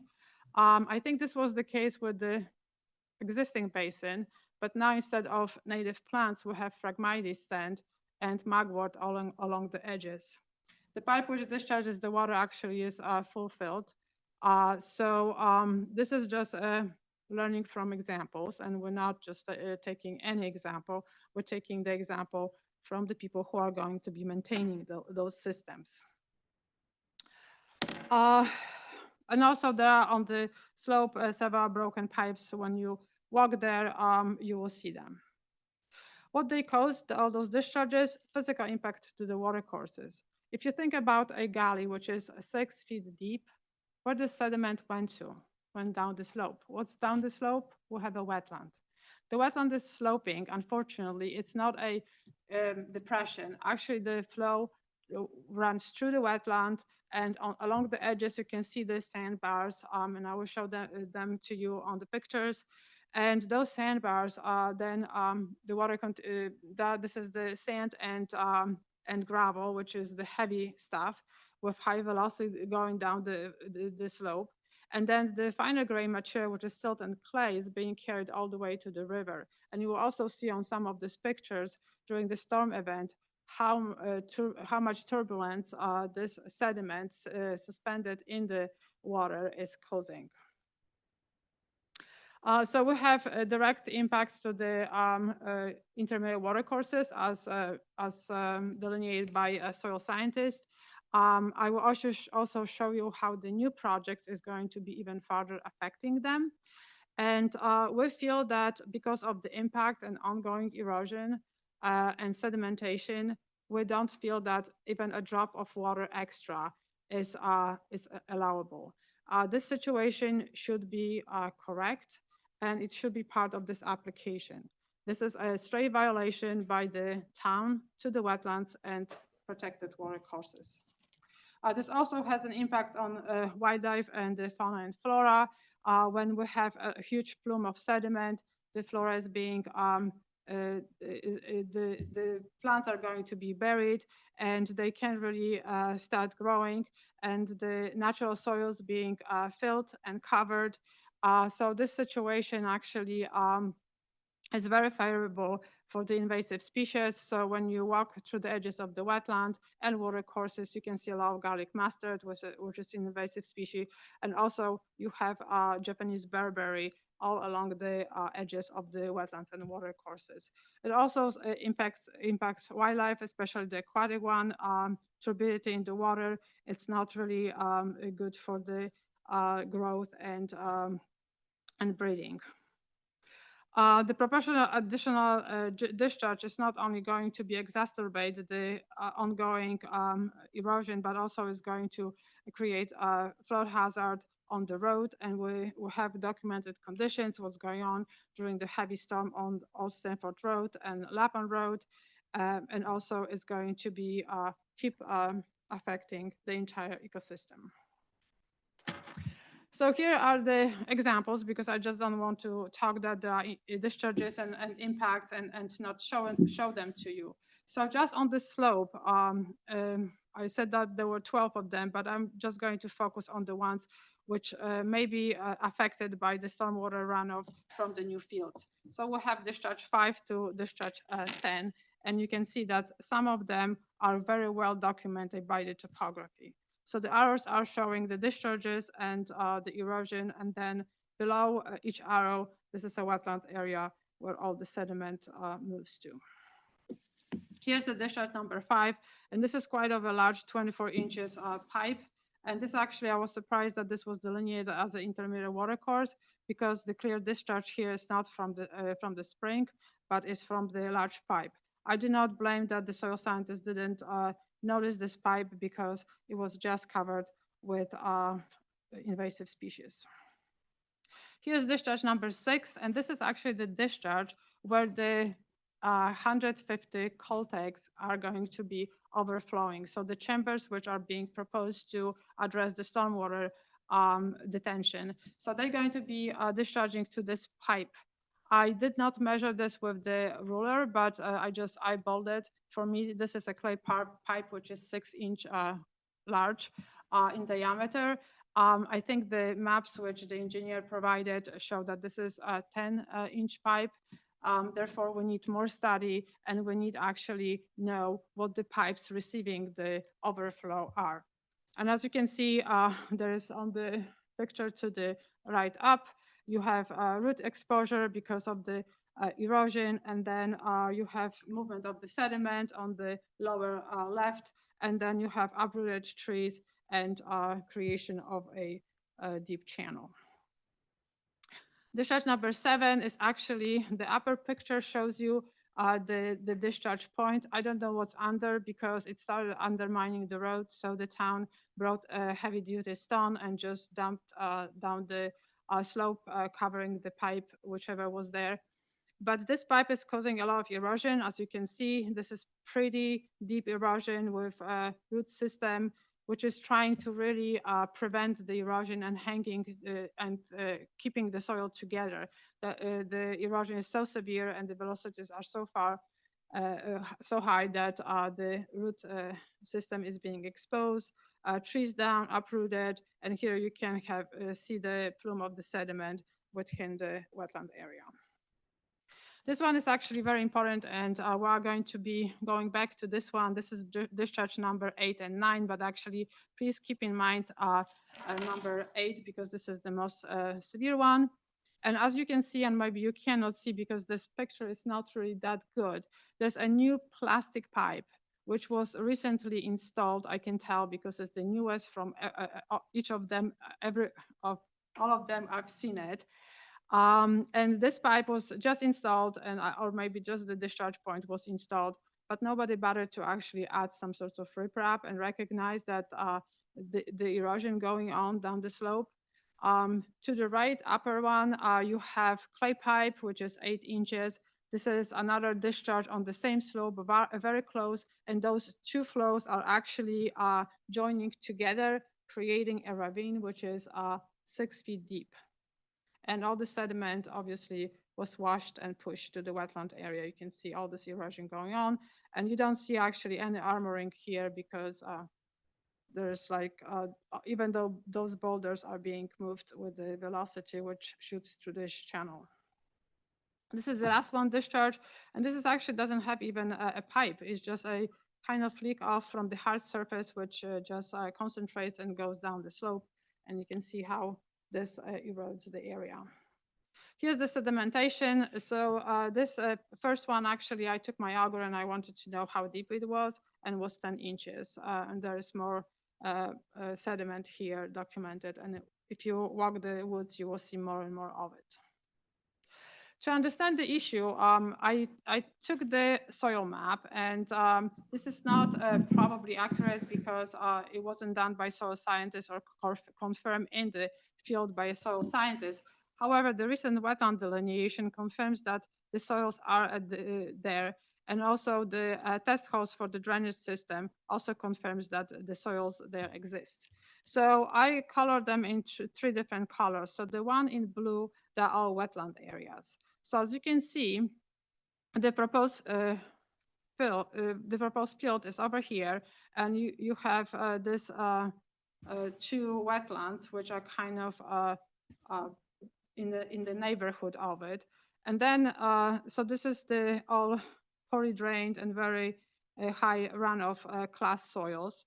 Now those were all. I'm not saying that the wetlands were not delineated there because they are there, but they probably were all filled, those wetlands, and they are not there anymore. However, their properties means that they are poorly drained and they have the hard pan underneath them still is there, and they're purging the groundwater, so they're creating high runoff from the area. Now in purple is a woodbridge soil, which is moderately well drained, and this soil exists over the majority of the area here, and the runoff class also is very high from the soil. The soil tests which were done for the drainage shows that the original soil was removed up to the hard pan, and then it was filled with something else. However, the fill is not very thick, so the soil kind of has the same functions as it had before. Here are the proposed activities, and for some reason, the maps which I found on your website didn't have the sediment basin, so they're not on my slides. But just I would like to you to take a look at the proposed in-ground infiltration system. So the hard pan is located at the 48 inches, and if you take a look at the test 7, test 7, this is what it's shown, gray. Okay, I have to take this out. So there's a gray molded hard pan, which is almost impermeable. It's almost like a table which is buried under soil. So just think about it. So there's no infiltration here, and the hard pan is 4 feet down. So the proposed in-ground infiltration system, they were not actually specified, and there was no cross-section on the map. So I took the Google and went to see the chambers, and are also going to be 4 feet deep. So if they will be installed today, they will be basically sitting on the top of the hard pan. However, the proposal, and unfortunately the drainage system is not shown with the grading, so it's kind of hard to figure this out. So you have to actually look at 2 maps to figure this out. There will be 2 feet of fill added, so the infiltrators are going to be raised up, but not really much over the hard pan. There will be up to 24 inches, so we're talking about 2 feet. Now, because the hard pan usually purges the groundwater, it is expected that on any given day, you have some groundwater table which saturates those 2 feet of soil or less. So how much we're really going to have of this absorption and infiltration, because I've heard this over and over again, that everything is going to be infiltrating. We have only 2 feet, and most of the soil already going, and this is going to be mostly filled with groundwater already. So I don't see how much infiltration is going to be done here. So if you see all those 150 chambers, they're all in the same place, and that all has huge capacity of 17.31 cubic feet storage. So if you think about all this water, it's just like a full tap, and it's going to be not infiltrating a lot, maybe a little bit, and it will be waiting for the next storm event to push the water and create the overflow. So we have this 10-inch in diameter overflow pipe, which is going to be connected to this little clay pipe. I can move my slide. Let's go back to this very clay pipe here. So this is going to be the overflow of this 150 Coltex. And as you can see, this channel is not ready to receive it. So when you've heard that, oh, this is going to go somewhere and it's going to be all best management practices, there are no riprap. There is, and you can actually look at this little close up. I give it to you. So basically, this overflow is going to go to the catch basin. So this is the catch basin. And you can see that the catch basin already receives 8 inches pipe flow from the driveway, I'm assuming. And then this 10 inches pipe is going to add more to the already overwhelmed catch basin, and it's going to shoot this through the pipe, which I believe is smaller than 10 inches, but hopefully this is going to be verified, to the existing ditch, which we've seen on the pictures, that is not able to receive it and is not stable. And this is going to erode everything all the way to the wetland. So if we don't see any impacts here, I think we'll have to take a really closer look. Here's another one. So this is the 9 Coltex, so it's a little bit smaller of a unit or infiltration system. But this one doesn't even have a test hole, so we don't know what's going on underneath, how deep we are to the hard pan, what's going on. But anyway, the way this is going to how this is going to work, so you've heard that the fields have to be dry. So they're going to be dried very efficiently through the network of high efficiency drains. So they're going to be shoot to this system, And then if this system overflows, because we don't know how much the soil can absorb, there are no test holes, it's going to overflow to this catch basin, and it's going to flow, as the arrows show you, to this catch basin, and this catch basin is going to be discharging to the most eroding ditch, which is 6 feet, 6 feet down.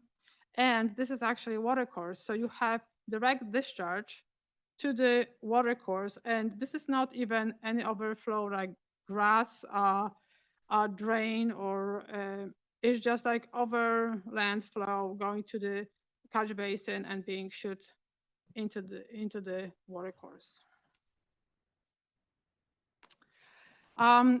I know that some of the items have been submitted recently, but this application for your standards is not a complete application. The prevention or minimization of the pollution, I don't see this an environmental damage. This is not part of this proposal. There's nothing to prevent the erosion shown to the wetland to the west. Maintain or enhance existing environmental quality. There's nothing on the plan showing that the western wetland is going to be enhanced or maintained. And restore, enhance, and create productive wetland or watercourse resource. I don't see this on the plan. Show alternatives. Why we don't have an alternative? There are plenty of them.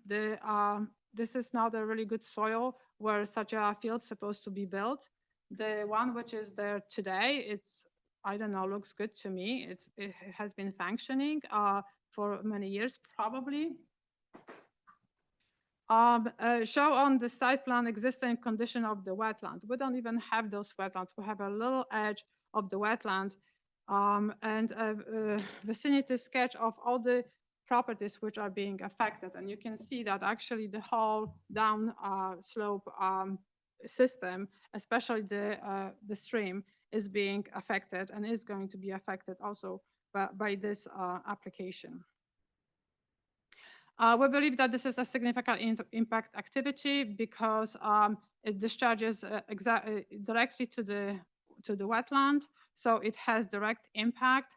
The impact is already well documented. You can just go and see the slope. The proposed activity will have direct impact.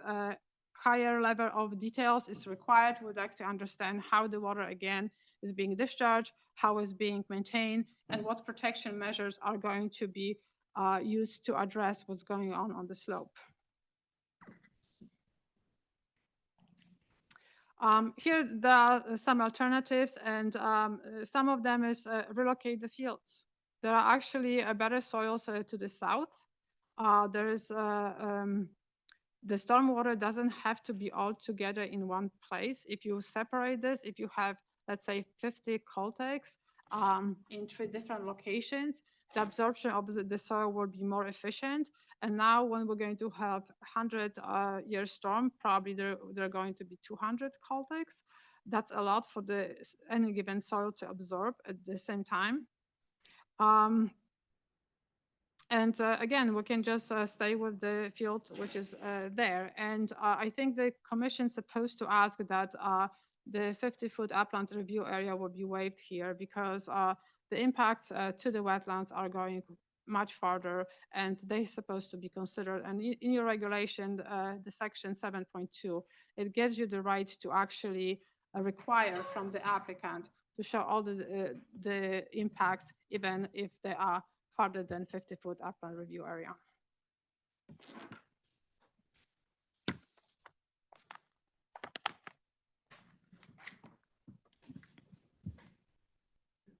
Yes. I'm sorry that there's like questions. I mean, Commissioner Redden, for the record, I do have a question because what was presented and what I understood and what you're saying on the issues in bold print, you had the proposed additional discharges. And then you said there's only going to be an additional 2 feet over the hard pan. So right now there's less than 2 feet over the hard pan and the water sheets down the hill, right? Right. So my understanding is that there's no additional water. The rain is the rain, and it's actually being contained now. So am So I I am- not, yeah, so you're I'm- saying there's an additional discharge? I'm glad that actually you asked, because if you think about current fields, and actually the inground infiltration system is going to be filled with 2 feet, but not the entire area is going to receive 2 feet of fill. If you think about those, I don't have actually next time I'm going to bring the slide to show it to you, but right now the field sheet flows towards the slope. There's more absorption because there's no efficient drainage underneath.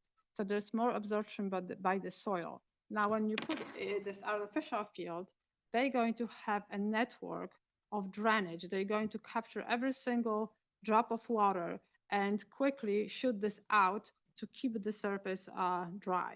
So you're going to have way more discharge, and there's no absorption because there is no place to be absorbed. This water is being, the drainage system is designed to keep the field dry and efficiently gather the water and shoot it out, whether this is going to be the stormwater basin or the in-ground infiltration system. But the drainage system for the field is being designed to keep them dry.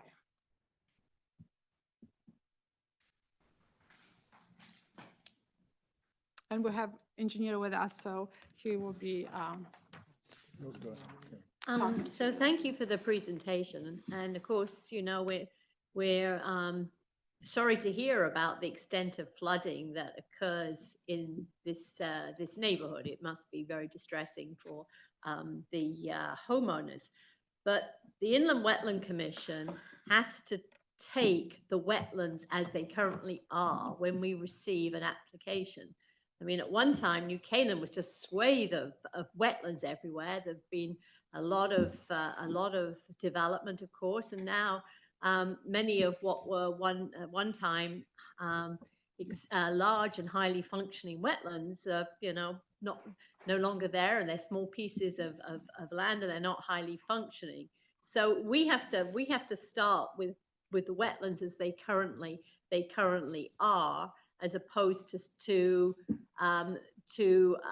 considering what may have happened in recent years. Can you just summarize for us what the additional impact on the wetlands of an adverse nature is going to be with this project? So the impact is going to be such that right now you have, let's just focus on those 2 discharge points which are going to be receiving the overflow. So right now they are eroding, and they are eroding the water courses.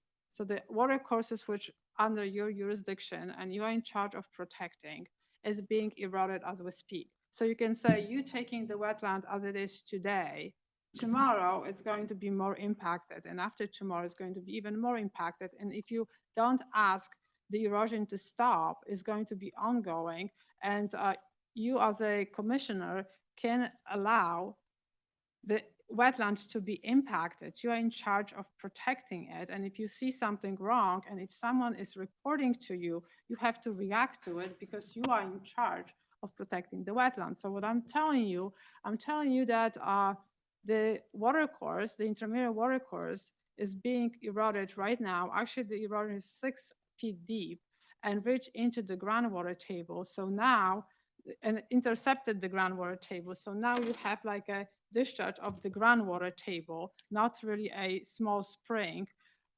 because of all those. And now when you're going to get new fields and more efficient ones, and you have 150 Coltex, which are 4 feet tall, and you have all of them filled with water, which struggles to infiltrate to the ground, where this water is going to be going is going to overflow. So I believe that there's going to be more overflow discharge. The channel is going to be more eroded because right now the channel is so overwhelmed that even 1 drop of water is 1 too many. And then go and look at your wetlands. They are full of sediment. We're going to show you more pictures, which shows you how everything is being eroded during the storm event. there's a lot of sediment going down, there should be no discharge of a pipe to 40% slope. This is not acceptable. They're supposed to be engineered, and it's easy to fix this problem. You just have to ask for this problem to be fixed. We are bringing this problem to you, that there's a problem, your wetlands are being affected, and you should ask more questions and ask for more study and more details, because it's really easy to fix this. It doesn't have to be that way. So what is the sediment that is harming the wetlands or will harm the wetlands from this project? So as I showed you, the sediment is well, starting from the very top, you have erosion. So you're losing, basically, you don't have a water flow, you just have erosional force, which takes the sediment and pushes to the wetland. So what it does is it prevents the vegetation to grow. It removes the vegetation which is growing there, and actually makes the situation easier to grow for invasive species, because they have less requirement and are more aggressive to grow. So this way you have the plant diversity impacted, because you have garlic mustard and Japanese bearberry instead of, let's say, spice bush growing, and have some nice grasses and flowering meadows, which will support pollinators. Also, the insects which are breeding in aquatic environment, all the sediment coming down and turbulence is basically covering them. Amphibians breeding, their eggs are being covered with and smashed with the sediment coming in. The water turbidity doesn't allow the aquatic organism to function well, because they don't see the predators, because the water is muddy. So there's so many other impacts. I can list it to you for the next round if you would like to. Well, I think that would be useful, because we have a chart that the applicant provided via Bill Kenny of the functions of the wetlands, Right. how his assessment of whether they're high, low, moderate, etc. now, and what they will be following the implementation of this project, and all of them are unchanged.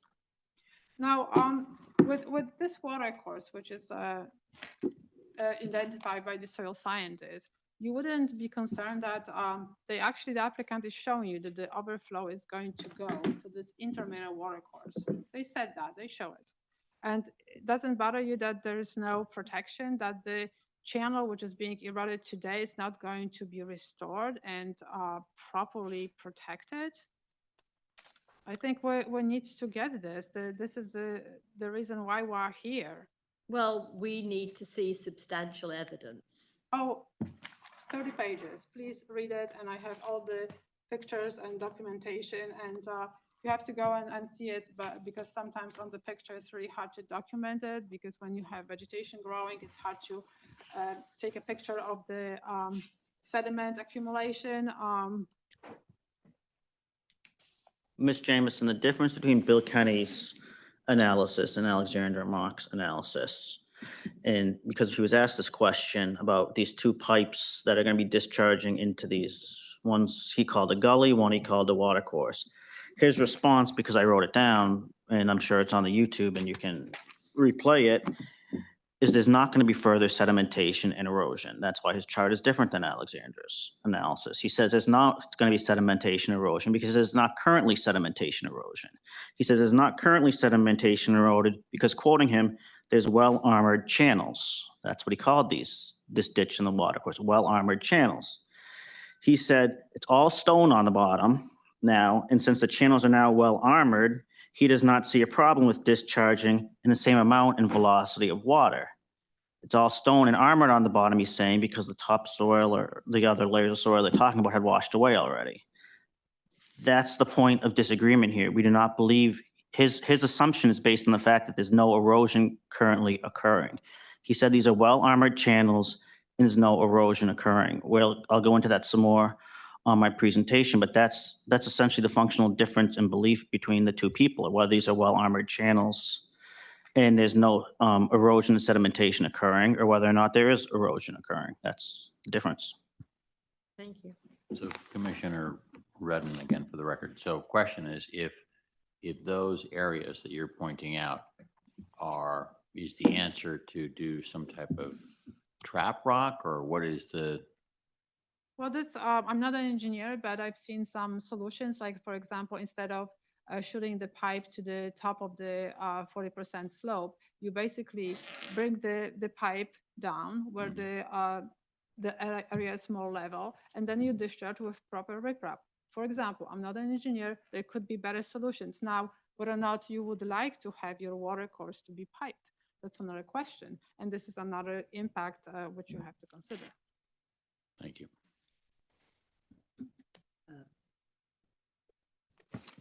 Beth Sanford for the record. You mentioned in your presentation, you indicate that there's been 6 feet of erosion. How do you measure that? Oh, actually, we have measured. You will see it in the next presentation. Oh, okay, so that you're gonna present the yes. evidence for that. Yes.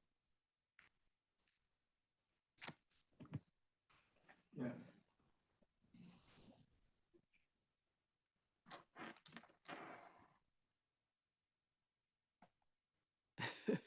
There you go, I got it.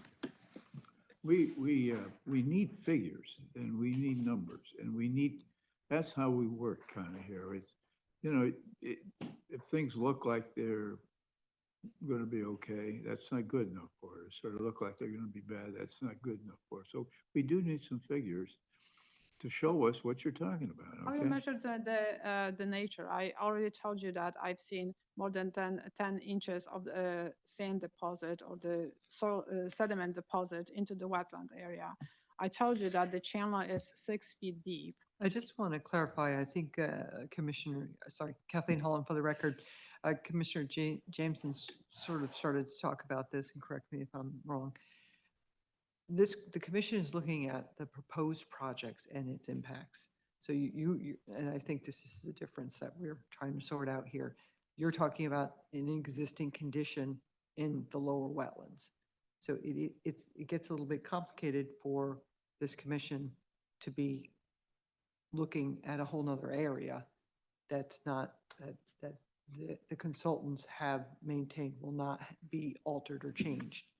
So we have to keep Actually, talking the that out. but consultants just are be- showing that the discharge is going to go to this Yes, channel. you- So it's the shown. applicant has said that on the record. We just don't as well. have details how this is going to happen, and we know that there's a problem. So So I they think can't we rule have to on receive the speculation answer or first. observations. I think that's what the chairman is saying. well, I will invite you to walk the woods with me. I'll be more than happy to show you all the The site issues. visit has been, we did the site visit of the actual site. I don't know that there's any interest in going any further down into that area. I'm not certain. I'll leave that up to the commission members to Did you decide. go to the woods, to the slope, or did you just see the field? There's a public site visit. The minutes are on the record if you'd like They, to review. they them. did not visit the slope. They didn't look at the area that we're talking about. Right. Yep. Again, you're talking about an existing condition that's in that area. What this commission is trying to do right now is evaluate the proposed project and its impact to the existing They, wetlands. I'll go The into conditions that they're in. the law surrounding this issue in my presentation, but they're proposing a new regulated activity. That regulated activity being the discharge of the water. And that discharge of the water, they're saying, is going to be, assuming all their drainage works, which is questions on, would be consistent with the current drainage. So to look at the current conditions is reflective of what they say the future conditions will be, because that's what they're saying. So maybe it would be great to hear from the engineer. Well, no, I'm going to do my presentation. I think it'd be helpful to talk about the law here because it seems like there's almost some sort of confusion that because they're discharging water now, that's permitted to continue, which is obviously not the case. So if everyone's done with their questions, I can go into my presentation. We also addressed this issue in our memorandum that we provided. And if I may, I would like to ask the applicants to document how many of the direct discharge to the water courses were permitted by this commission. I would like to know, because every single water course has a discharge, stormwater discharge. Let me ask you this. You passed out, some materials, information materials today at 3 o'clock, and we haven't looked at them. A lot of what you're talking about, is that in the materials? And more. That's correct. And more, and more. And more. See, we haven't looked at that yet. We haven't looked at that. So you're telling us something that, we're not sure. So I will We give don't you know time the to review details it, and behind maybe it, next yeah. time we can just talk Yeah, about it yeah. more, and you may have more questions. Yeah. I mean, kind of, I guess right now, since we're gonna look at that, and we got another meeting planned in 2 weeks, if you kind of give us a broad brush of anything you want to, it'll stay with us when we read this material, that would probably help.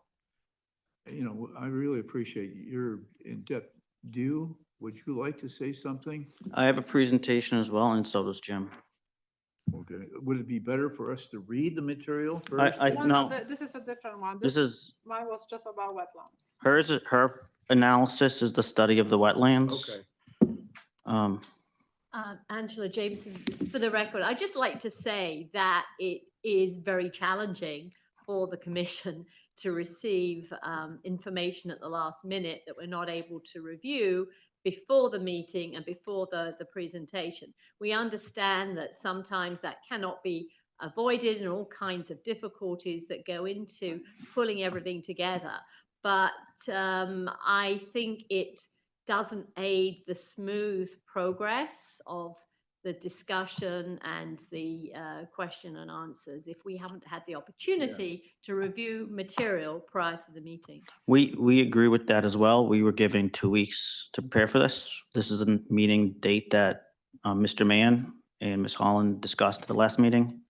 We had to go out and then get stuff together in 2 weeks. That's what we did. We filed our response as quick as we could within the 2 weeks. We hired a soil scientist and engineer. They prepared reports in 2 weeks. We delivered our application before the meeting today. We delivered our application before even the applicant, who has had months to work on this, delivered Mr. Kenny's report today.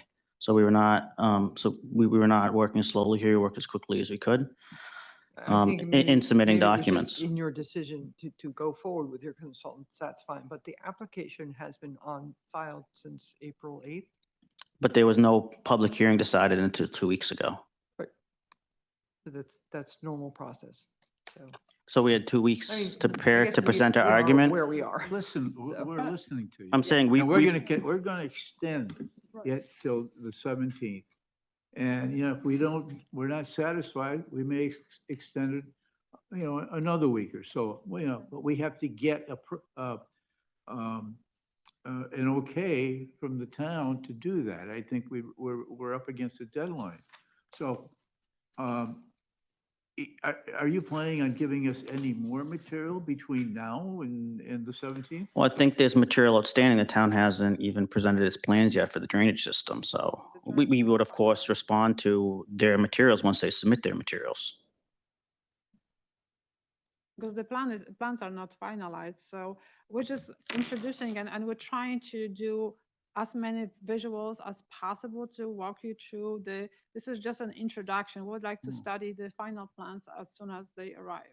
Because This- we want to work with you. We this want to is- work with you. We're But trying to we're help up you against too. the deadline too. Yeah. No. This You is the town engineer also doesn't know the plans yet. So it's hard for us to say we're not going to respond when the town engineer Well, hasn't been able to look at it. We haven't been able to look at it. Before July 1st, I see. Tom Nelson had indicated that he would have the, let's call them the 100-year storm plans within a week, a week. So Yeah.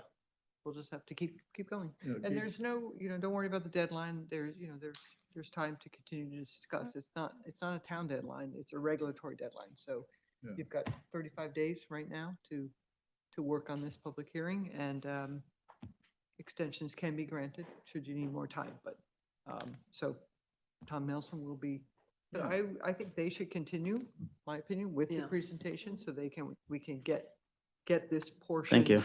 publicly made, and then the applicant have a chance to address the ideas and concerns that you all have raised. I think that's And usually we're here to help you because we're on the wetland side, as you can notice.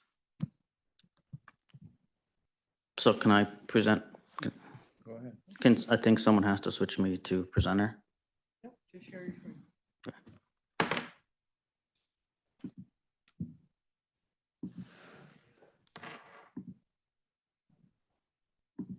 you go. Do you have another presentation after yours? Is that the only- Jim's is brief. He's got, Yes. you got three altogether, okay. So as I said before, my wife and I live across from Old Stanford Road and Lapham Road. As we also, as indicated in Alexandra's report, we don't object to the project itself. We object to the impact on the wetlands and watercourses by the current proposal. These concerns that we have regarding the impact of the drainage on the wetlands and watercourses are not new. In 2023, I had to apply for a wetlands permit to rebuild a stone wall on our property that was washed out by this runoff, and I expressed my concerns to Ms. Holland at that time. These issues aren't new to the Department of Public Works. They're aware that the state's currently conducting a study of this and is going to propose solutions to this. That state study has been ongoing and it's continuing. There's no reference to either of those in the materials, so I wanted to make sure the board was aware that these are not new issues. This is not a position objecting this that my wife nor I want to be in. Normally, as expressed at your last hearing on May 20th, where you asked if the applicant had gone and spoken to neighbors, boards and commissions in this town generally expect people to be collegial and discuss things with the neighbors ahead of time and hear their concerns. That was not done here. We've also approached the town wanting to discuss our concerns with them, and we have not received any response. We, of course, if we have to oppose something, we will, but that's not something we want to do.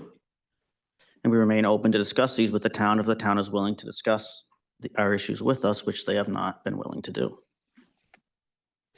The issues I'm going to go through today are discussed in more detail in a memorandum with citations and photographs. The area that we're talking about here, you can see it on the left, historically was that round hill. And the area here with the trees is the slope. Our house is that little area right here where my cursor is Lapham Road coming in. So traditionally it was a rounded hill with the water draining, north, south, east, and west. On the right is a picture of our house from approximately the same time. You can see the road tilted slightly to the right, slightly to the left with the water course on the right side. It's just a dirt road at the time. This is the water course on my wife and my property that we're concerned with. We're obviously also concerned about the wetland and water course across the street, but this is the one on our property. There's that 24-inch concrete pipe that comes out here. Until recently, that pipe was sufficient, probably for an excess of 100 years, to handle the water flow coming from the town's property, which has increased substantially. There's oftentimes, frogs, crayfish, things like that in this water course. In this corner over here, before I had a son who played in the water course a lot, there used to be ducks that would nest in that area. So this is what it normally looks like. I took this photograph a couple days ago. This is what it looks like after a thunderstorm or a heavy storm event. You can see that the pipe you can no longer see here. The water is running over the surface of the road, flooding out this whole area. You can see, as Alexandra said, that the water is very brown. It's full of silt and mud. This armoring of the channel, as Bill Kenny based his analysis on, is not occurring. There's a tremendous amount of sediment being washed down here, as you can see in these pictures. I'll show you some videos of the runoff. They're very brief, but it helps show what's occurring here with the runoff from the town's property. As the applicant said, they anticipate continuing this runoff and is seeking this board to sanction that. When was this? What's the date of this? These two videos here were probably taken about 2 years ago. I have videos at various times. So this happens a few times a summer. It's usually a heavy rainstorm. It happens pretty quickly and then it goes away. Almost like a flash flood type situation. So you can see the water coming over the road. And that's Route 106 and Lapham Road on the left there.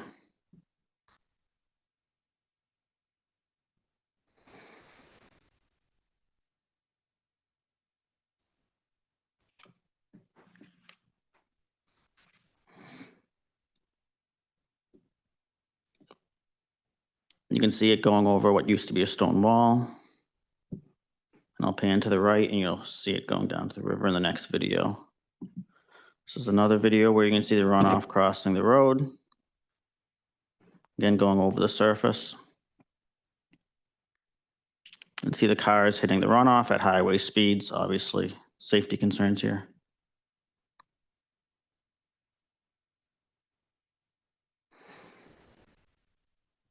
You can see how it's all brown and full of sediment. It washed away the dirt behind that curb.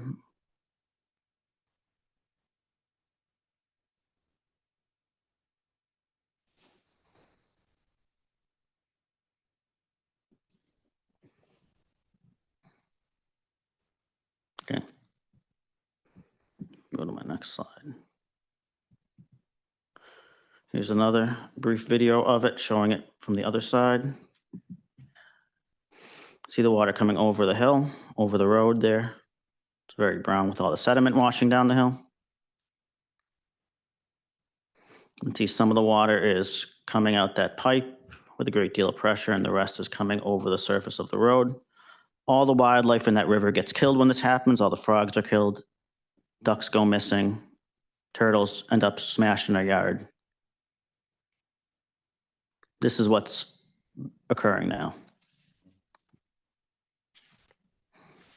You can see how brown it is and full of sediment. Again, Bill Kenny said there's no sediment washing down the river because it's an armored channel.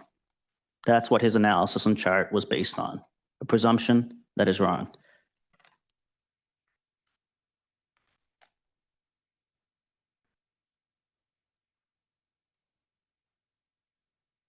You can see the water spinning in that area here where it's coming down the hill, intersecting it, creating a whirlpool.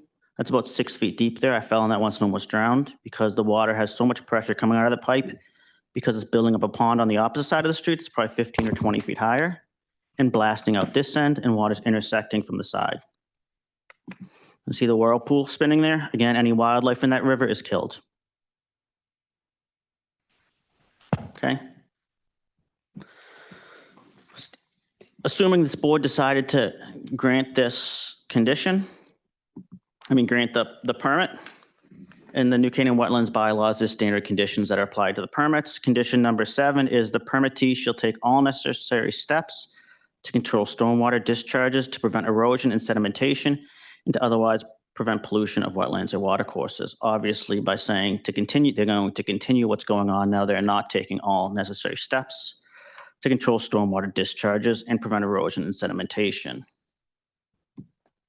I'm going to talk a little bit of regulated activity. Mr. Radin asked at the last meeting, why is this not a P&Z issue? So we discussed in a memorandum that issue a little bit, why this board has jurisdiction over this despite there being current conditions creating this hazard. A regulated activity is defined as any operation within or use of a wetland or watercourse involving the removal or deposition of material or any obstruction, construction, alteration, or pollution of such wetlands or watercourses, but shall not include the specified activities in section 22A-40 of the Connecticut General Statutes, which are operations and uses as permitted as of right. A regulated activity also includes any clearing, grubbing, filling, grading, paving, excavating, construction, depositing, removal of material, and discharging of stormwater on land within the following upland review areas, areas within 50 feet of a wetland or watercourse. The applicant proposes to discharge stormwater directly into wetlands in the southwesterly watercourses as reflected on their plans and as they stated. They're going to drain a pipe into a watercourse directly, and they're going to drain us over a slight amount of grass and then into a what they call the gully that then goes into the watercourse. As discussed, a regulated activity is defined as any operation within or use of a wetland or watercourse involving deposition of material unless statutorily permitted as of right. A deposit or deposition includes but is not limited to fill, grade, dump, place, discharge, or omit. A discharge is defined as an emission of any water, substance, or material into waters of the state, whether or not such substance causes pollution. And material is defined as any substance, solid or liquid, organic or inorganic. Accordingly, the emission or discharge of stormwater into the southwesterly watercourse is a deposit of material within a wetland or watercourse and thereby constitutes a regulated activity within the jurisdiction of this commission. So it's not just the physical activities that they spoke about where they're saying they're staying out of the wetland. They talk about they're not doing any activity in the wetland. There is a regulated activity in the wetland, that is a discharge of the water. Our second area of concern is the second proposed activity or use of concern in the application relates to the proposed conduct in the area delineated by wetland flags 40 to 54 and the associated upland review area. This is where the applicant proposes to discharge water onto the surface out of drainage ditch, and then that water then goes into the pipe into the upland review area and down into the water course. The commission is authorized to regulate the proposed discharge of stormwater under the wetlands regulations, as I stated on the previous slides and in the brief we gave you. A regulated activity includes any depositing or removal of material and discharging of stormwater on land within the upland review areas. There's the discharging of the water is of itself a regulated activity. It doesn't matter whether the discharge is direct or indirect. So there's two regulated activities here. Those regulated activities being the discharges of the water into the what they call the water course and what they called a gully. Certain activities are exempted from regulation. Obviously, these activities are not exempted in the present matter. We wouldn't be before here asking for a wetlands permit, but we'll go through it anyways. In addition to the exempted activities, is grandfathered in activities. There's been some discussion about how water is already coming down here, so can't they just continue to the same quantity? The answer is, of course not. Grandfathered in activities that existed on June 29th, 1974, that's when the wetland regulations activities are grandfathered in. So if this discharge was occurring on that date, then as it's occurring under the present conditions, it's grandfathered in. Once they apply for a wetlands permit seeking to conduct a regulated activity, it has to comply with the current standards. This seems very basic. If your house washes away on the beach, you can't then rebuild it at the high water line. You have to comply with the new standards to be 14 feet above it. If you're renovating a wall in your house and the studs were 24 inches on center and now they have to be 16, you can't rebuild it at 24 inches on center. By applying for a wetlands permit to conduct a regulated activity, what is looked at is whether the activity going forward complies with the wetland regulations. What happened in the past is relevant from the standpoint of determining the impact of the proposed activities when they say it's the same.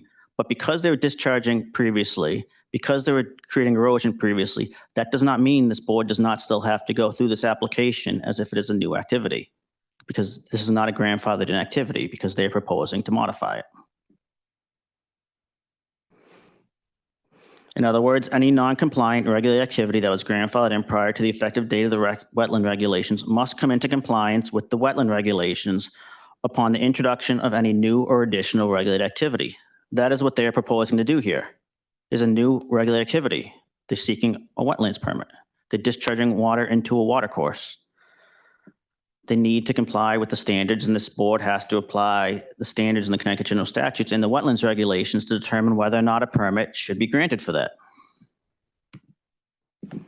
Again, this is the red herring in the application. When they go back and they say, well, we're already doing it, it's okay. It doesn't mean the paper company can keep dumping chemicals in the river. No. When you apply for a new wetlands permit to conduct a regular activity, as is happening here, you have to comply with the regulations and bring it up to code. That's what we're asking here. Again, we do not oppose this project, but we expect it to be done in a manner that is not going to trash the wetlands.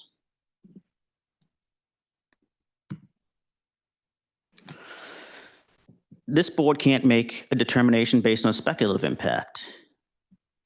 Normally, you're dealing with a proposed project like a subdivision or something that is new, and you have experts there to determine what is the impact going to be, and it's somewhat speculative. You hear expert opinion, they reach conclusions, there may be competing views, but it's somewhat speculative. In the present matter, since the applicant proposes to continue what it's doing now, which will no longer be a grandfathered in activity once they modify it, there's no speculative impact. We know what the impact will be. The impact will be what is occurring now. The impact will be the wildlife being killed in the river, the sediment being in the river, the invasive species in the river, the hill eroding, and the road flooding. We know what the impact will be. So as I said, when this board issues a wetlands permit, they have to apply certain conditions. There's 12 criteria that are listed in the Connecticut General Statutes, Section 22A-41A. And those are also copied into Section 12.2 of the Wetlands Regulations. This board has to consider those factors when granting a wetlands permit. 2 of the 12 factors I'm going to discuss briefly. The first is the environmental impact of the proposed regulated activities, the long-term impacts on wetlands and watercourses, and impacts on wetlands and watercourses outside the area for which the activity is proposed. And the second required thing that this board must consider in granting the permit is interference with and possible impairment of safety, health, or reasonable use of property, as well as possible impairment of public health, safety, or welfare. These are 2 factors this board must consider. The environmental impact on the wetlands, watercourses, and upland review area. Alexandra has already documented these. They're in her report. She explained them a little bit, but they include erosion, destruction of the plants and animals, sedimentation, turbidity, and flooding. These are all well documented. The erosion, someone asked about the 6 feet. I'm 5 feet 6 inches. You can see the amount of erosion here. This is a channel that Bill Kenny said is well armored, using his words. There's no more erosion or sedimentation here. The photos, according to him, of the brown water must be off. This is not armored. This is all dirt and mud. You can see where the roots are washing away. You can see where trees are washing away. There is no well-armored channel. So their entire analysis that their discharges will not impact it is flawed, because the entire premise on which it's flawed is factually incorrect. And the 6 feet is more than 6 feet. It's taller than I am. This is so deep that it's shown on maps with the aerial pictures and pictures from space. It is an atrocious situation that they are seeking the sanctioning of this board to continue. The fact we're here even discussing this is incredible. They've uprooted numerous trees. Alexandra showed some in her pictures. Here's some other pictures here of different trees that they've uprooted with a tremendous amount of flow. They send down this valley. You can see in the picture on the left how deep this valley is they're eroding. This is the valley that you guys did, this board or this commission did not look at. You did a site visit and looked at the tree line. This is what we're concerned about. We're not concerned about the tree line. The picture on the right, that's a tree on our property that, again, it washed over.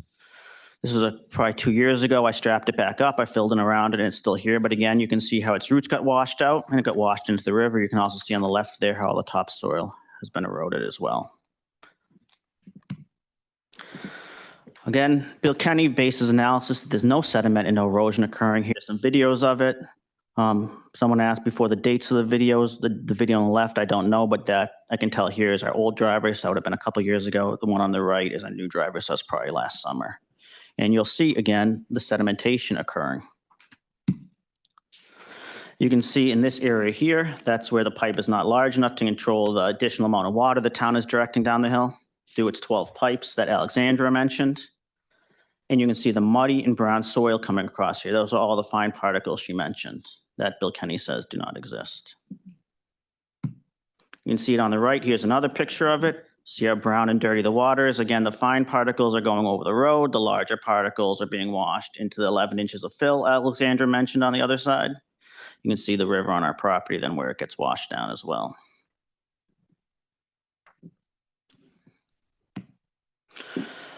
Again, Bill Kenny based his entire analysis on the fact there's not erosion and sedimentation occurring. Here are some pictures I took of our yard showing the sediment washed over it. Picture on the left, you can see the sand and rocks washed into our yard. Picture in the middle is a lot of trash mixed in with this sediment that apparently is not occurring. In the picture on the right, you can even see it being washed straight into the river. There's clear damage being done to the wetland or watercourse. This is black and white. It is a fact.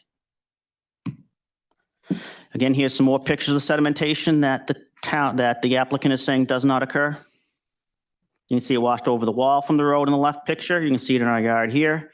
You can see our entire yard on the right, again, covered with sand and sediment washed from the town property onto ours. Turbidity. Some of that sediment is suspended, as Alexandra mentioned. You can see how brown that water is. In the pictures I showed at the beginning, this is normally very clear, very blue water that's full of lots of animals. Here it is completely full of mud. That water that's being washed down the hill, it's not evaporating. It's going downhill into the river and killing everything. And then being left on our yard and in the watercourse. Picture on the right is, again, you can see how brown that normally clear water is. So the second factor, besides the damage to the wetlands and watercourses that this board must consider under those 12 factors, is the impairment of safety, health, welfare, or reasonable use of property.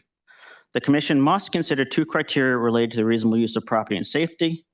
Section 12.26 of the wetland regulation states the character and degree of injury to or interference with safety, health, or reasonable use of property, which is caused or threatened by the proposed regulated activities. And then section 12.2, parentheses 12 of the New Canaan Wetland Regulations says the board must consider the possible impairment of public health, safety, and welfare, which may outweigh individual property rights or public benefits if the permit is granted. The runoff here not only interferes with reasonable use of property, but also threatens public safety. On the destruction of property, there's a photograph of our house on the left with the wall along it, along the road here. There's a photo of it on the right after the town directed all the runoff through its 12 pipes onto our property. There's no longer that historic wall there. That's the wall I had rebuilt last year. You can also see all the sediment in our yard there after the town washes it down those gullies that Bill Kenny says are well armored.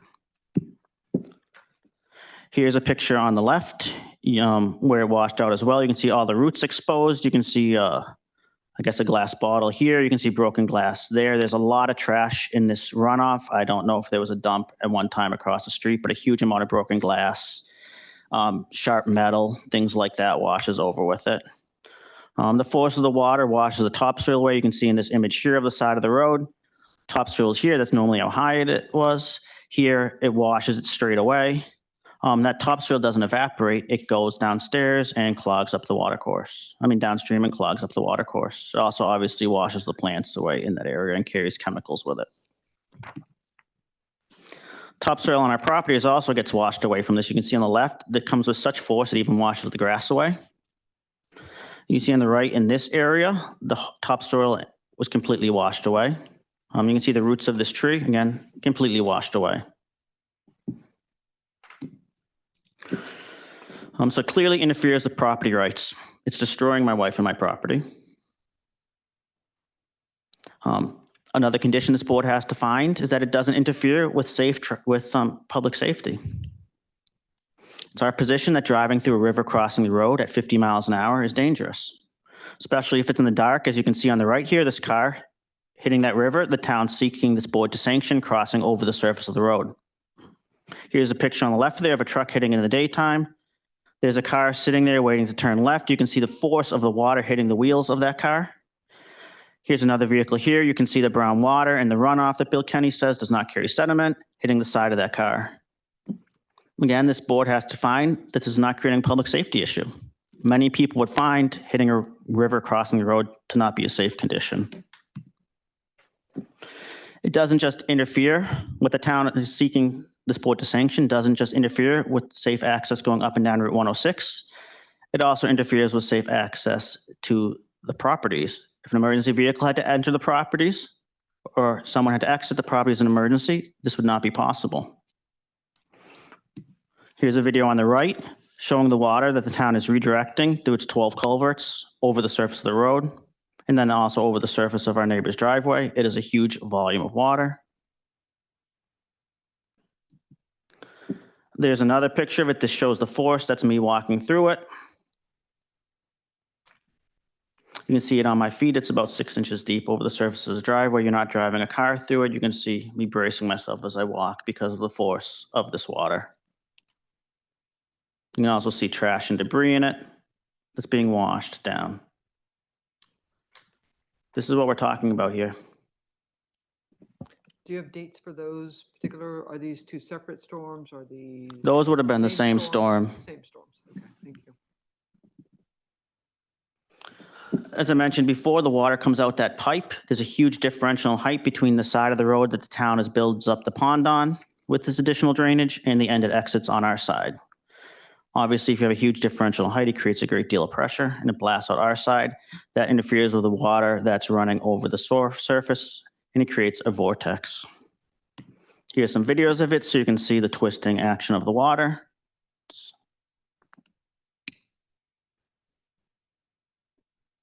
You can see it circulating there. Again, any wildlife here is killed.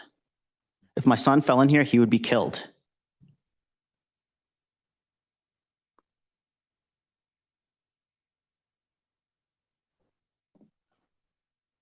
You can see how brown that water is. Again, this sediment is in the water.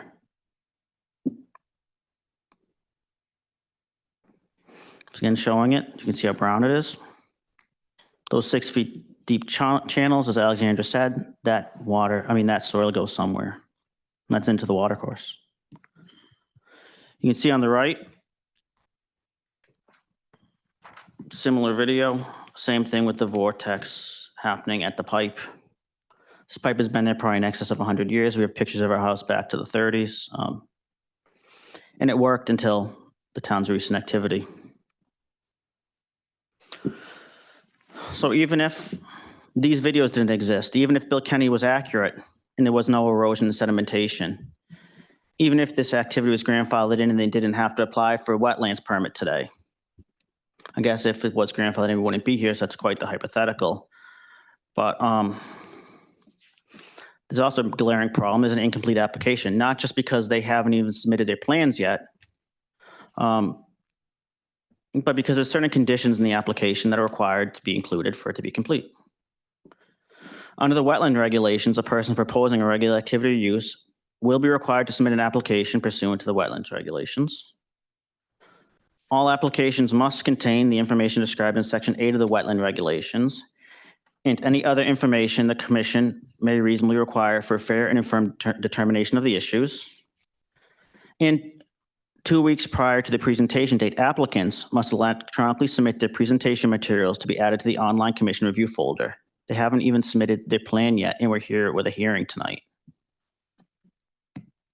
There's 2 missing required items. The first one is item 3.3. This item 3.3, parentheses 3. They're required to include a photocopy of the deed description from the recorded deed and an A2 survey of the premises as filed on the land records. I do not believe they filed an A2 survey on the land records. They also didn't include a copy of the deed. They included minutes from a town meeting, but it doesn't appear there was even an effort made to comply with this. They could have gone to the town clerk's website and printed out book 188 at page 585, and they would have met this condition.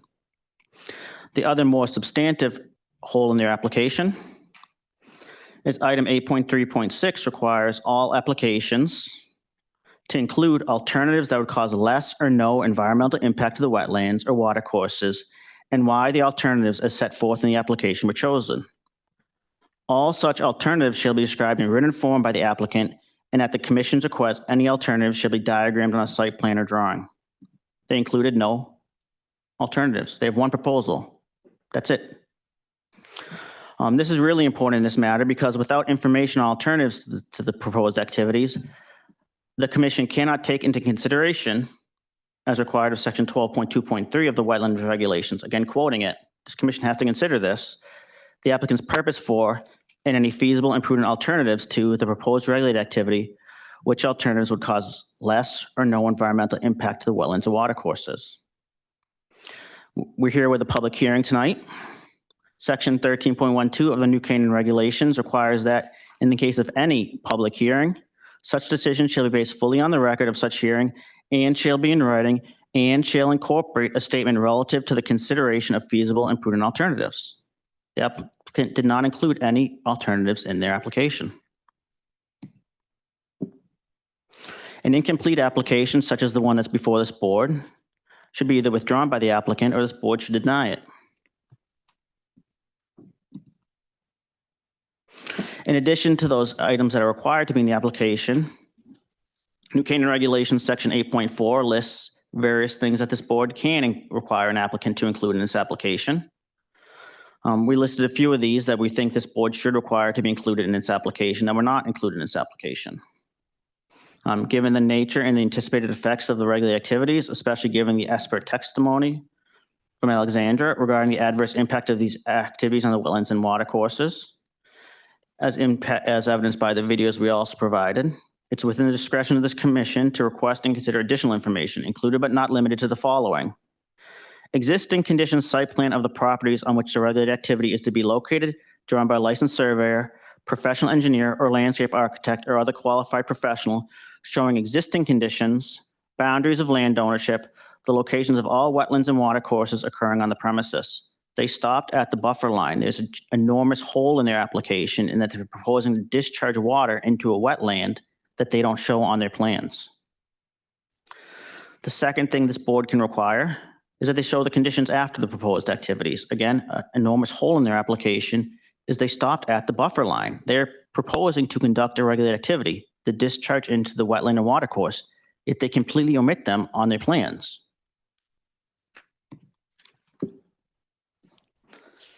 This board can also require engineering reports and analysis and additional drawings to fully describe the proposed activity, including any drainage or hydraulic modifications to watercourses and the proposed erosion and sedimentation control plan. Again, their applicant says there's no erosion or sedimentation. That's not correct. They need to include with it, or this board should require them to include with it, modifications that are going to happen to the wetlands and watercourses, and they plan to control the sediment and erosion. Number 10, which this board can require, which we would ask that this board require of the applicant, is measures which mitigate impact of the proposed activity. Such measures include, but are not limited to, plans or actions which avoid destruction or diminution of wetlands or watercourse functions, which prevent flooding, which prevent or reduce erosion, sedimentation, and obstruction of drainage, or which contribute to fire and safety protection. So these requirements are in section 8.4 of the New Canaan regulations. Okay. I'm going to conclude my presentation shortly. The applicant's incomplete. The application's incomplete and the applicant should withdraw it. It's missing necessary considerations, including alternatives to the proposed proposal. In fact, they don't even have a plan showing the current storm drain water system. The discharge of stormwater on their application is a regulated activity, hence the requirements for them obtaining a wetlands permit. There's no grandfathered in status for the proposed discharges of stormwater. The fact they're doing it now does not allow them to continue it. They're proposing a new regulated activity, so this board must analyze that activity and its impact on the wetlands and watercourses. Even if this board granted the requested condition or requested wetlands permit, the standard condition this board incorporates, condition number 7 in the wetlands regulations, appendix B of the wetland regulations, requires them to take all, not some, all necessary measures to prevent sedimentation and erosion. They're taking none because according to Bill Kenny, it's a well-armored channel and there is no sedimentation or erosion occurring, which is factually wrong. And even if there was a complete application, which there's not, and even if the proposal could comply with the standard condition number 7 for wetlands permits, the application must still be denied because the environmental impact of the proposed regulated activities, the long-term impacts on wetlands and watercourses, and impacts on wetlands and watercourses outside the area for which the activity is proposed, and it must be denied because of interference with and possible impairment of safety, health, or reasonable use of property, as well as possible impairment of public health, safety, and welfare. It's regrettable that the applicant did not take into account known conditions of the application. They did not even mention known conditions. They did not mention the state's drainage study.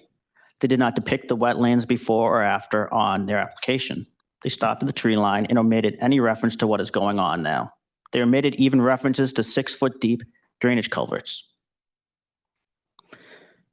It's regrettable that the applicant did not submit a complete application.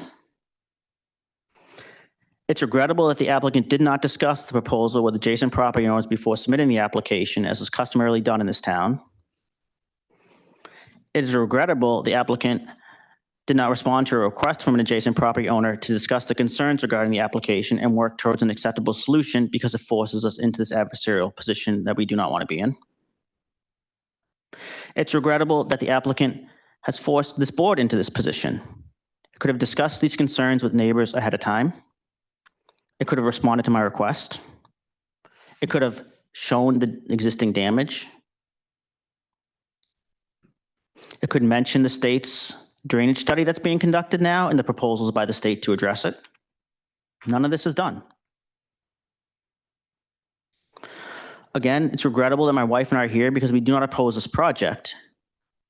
We think it's a swell project. What we oppose is what's going on and what they propose to continue, which is an outrageous violation of the wetlands regulations. No private developer could stand in front of this board with a straight face and present this proposal. If someone's silt fence falls over and sediment washes there, this board gets involved. We have 6-foot deep drainage culverts being washed. We have my yard being covered with sediment.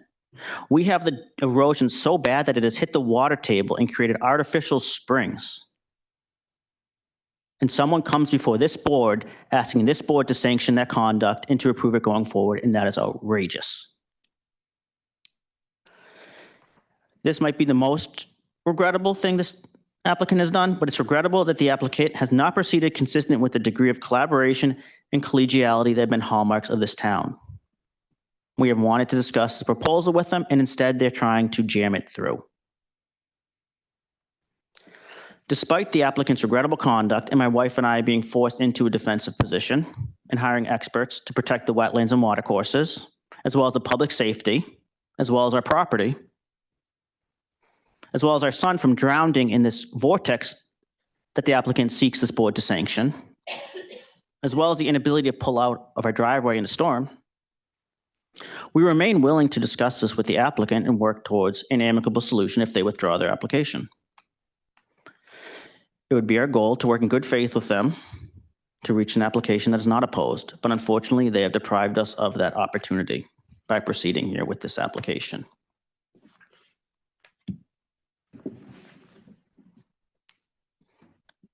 That's the end of my presentation. We discussed the cases in law more clearly in our materials. There's also copies of the photographs in our materials. My presentation you have on a disc so you can rewatch those videos of the sedimentation that they say does not occur. And you can stop sharing your screen because maybe you're going to start sharing your screen. Is that next? I have a Thank you. question. Yeah, I have a question too. So Commissioner Redden, for the record, so should the permit not be granted? I don't believe that addresses the concerns you have about the water currently. There's two issues essentially. Well, no, just answer the question. Yeah, the So first, if the the fir- permit's not, if the permit's not issued, or if they put it in some different area, you still have an issue and you still have concerns with the water. So correct? that's not accurate. So there's essentially two issues that's saying. The first is the damage done by all those drainage pipes which are not permitted, including the ones that were recently put in that are not permitted. That is a violation of the wetlands regulations that this board is aware of, in which the town is going to have to rectify, or this board is going to be under an obligation to pursue an enforcement action regarding. That's the first part of your question, I believe. The second part of your question is, No, how- my question was, should they withdraw the permit? Mhm. This field is not done. That doesn't address your concerns that you're bringing up. it about does the address our water. concerns in twofold. The first, because the erosion and drainage and sedimentation and flooding would be addressed through an enforcement action because they do not have permits for those discharges. The second, So you're not answering, so it's okay. the second part of the question Let me is, just be really clear. If there was no permit, if there was no new field, if there was nothing going on, you still have concerns that you're bringing forward. correct. Thank you. The difference being that that would be still prohibited and not allowed, and they're asking this board to sanction new additional conduct. That new additional conduct that they're asking this board to sanction would damage the wetlands, the watercourses, the public health, public safety, etc. The existing conduct could be addressed through an enforcement action, just as if any other property owner started draining things in the wetlands they weren't allowed to do and someone objected, then the town would ask them to rectify the situation. So whether or not this application proceeds or not, they're under an obligation to address the existing conditions of the unpermitted activity. Let me ask you this question. Have you made this presentation to anyone else in the town? I discussed this just generally with Ms. Holland 2 years ago, just very briefly, but when I applied for a wetland permit to fix the wall, I was upset that I had to pay $600 to the town to fix damage they did to my wife and my property. And I just showed her some videos and pictures of it at that time. I didn't make like a formal appeal. I think I've discussed these issues with Mr. Tiger Man before. I I've also discussed these issues with the state. And that's how I knew about the drainage study that they're working on with the town regarding this issue. So this is not a new issue here. Beth Sanford, have you taken this issue to your neighbors and gotten any, One of our neighbors sent in a letter. We're affected the most because we're directly across the street. right? One of our neighbors sent in the letter to Ms. Holland saying this new issue with the flooding of their driveway is something they're concerned with. Our neighbor to the left couldn't make it tonight, but he's also concerned with it. So the three of us are obviously concerned, and we're the ones most impacted property-wise, but our concerns don't solely relate to the damage to our property. They relate to the destruction of the wetlands that's occurring. Just for the record, I believe I only have one email from Doug Stewart this afternoon. That's correct. I don't know if I have any other. No one, I don't believe anyone else reached out to you, not that I know of. I spoke with my neighbor on the left of us, the one whose driveway showed being flooded. Yeah, I don't, just so you know, I thought you said there were 2 letters. No, only one letter. To the left means towards. That'd be south towards the train south, bridge. Yeah, okay. Angela Jameson for the record. So you've shown us photos and videos where we see a very large amount of water. But to what extent is that water coming from places other than Waveney Park, number one? And then number two, other places in Waveney Park beyond just the Coppo Field area? I'll address that. Okay, so Jim will address that in his presentation. Some of the drainage comes from the state road, obviously. We reference in our written memorandum, the state has an easement to drain water into that area. They obtained that easement from Miss Lloyd Lapham before she conveyed Waveney Park to the town. So they have a right to drain their water, and if there's excess capacity, I guess the town can drain water as well, but the state was first entitled to have the ability to drain water to that area. And then the excess water is, as exhibited by Alexandra's images, coming from 12 pipes on the Waveney Park property. It's surrounded on 3 sides, surrounded by the state road on one side that they have an easement to drain water with, and the other 3 sides by town property. So some of that water is coming from places other than the Coppo Field area. No. Yeah, that side of Waveney Park, all 12 of those pipes the town installed are draining into that area. The current application involves 2 water courses, the 2 that are actually the worst in that area, the one that's eroded 6 feet deep, and then one to the left of that. Yeah, and is some of that water perhaps coming down the 106 because it slopes down? And perhaps from slopes that are upward, driving into town from you on the left-hand side, and maybe the railway line? No, the railway line would be downhill from us. Okay. It has a state road on one side, Waveney Care Center on the other. It's essentially like a low spot with the state road on one side, Waveney Care Center, which is town property, and then Waveney Park. So Waveney Life Care is probably contributing some of that water too. I would assume so, but that's also, I believe, town property. This was not a drainage issue the entire time we've been at our house. This seemed to start approximately the same time they turfed the fields on the west of the water tower. With that, as Alexandra said, there's I don't know what you call it. She called it like I think a water garden or some sort of like a rain garden, retention garden there. That retention garden, the one she mentioned is a third of the way filled up with silt and not maintained and has all the invasive species in it. About the time they put that in seems to be about the time this. Right. So can you give us a year when this started to become a? I think the old ones are 4 years old. Okay. Was 4 years old? I think 4 years old because I read an article that they were, I think. The rain garden I mentioned. The existing fields which are draining to this rain garden.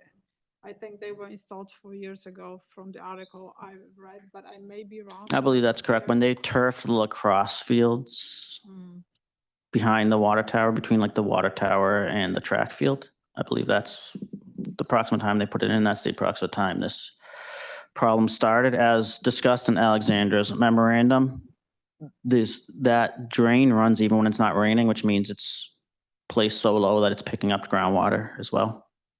And also from my field inspection after the heavy rain event, the basin, the rain garden was receiving groundwater, which was kind of gushing through the heavy duty stone, which was armoring one of the slopes of the rain garden. Who owns the property from the community center down to 106? Is that the town? That's the town, that's Waveney Park. They do own that, huh? That's correct. This is their drainage issue. They're draining that area into that area. The state already had the right to drain water into that because of the easement that was given to the state beforehand, and now there's just too much water being drained into that area to fit through the pipe that has always existed there.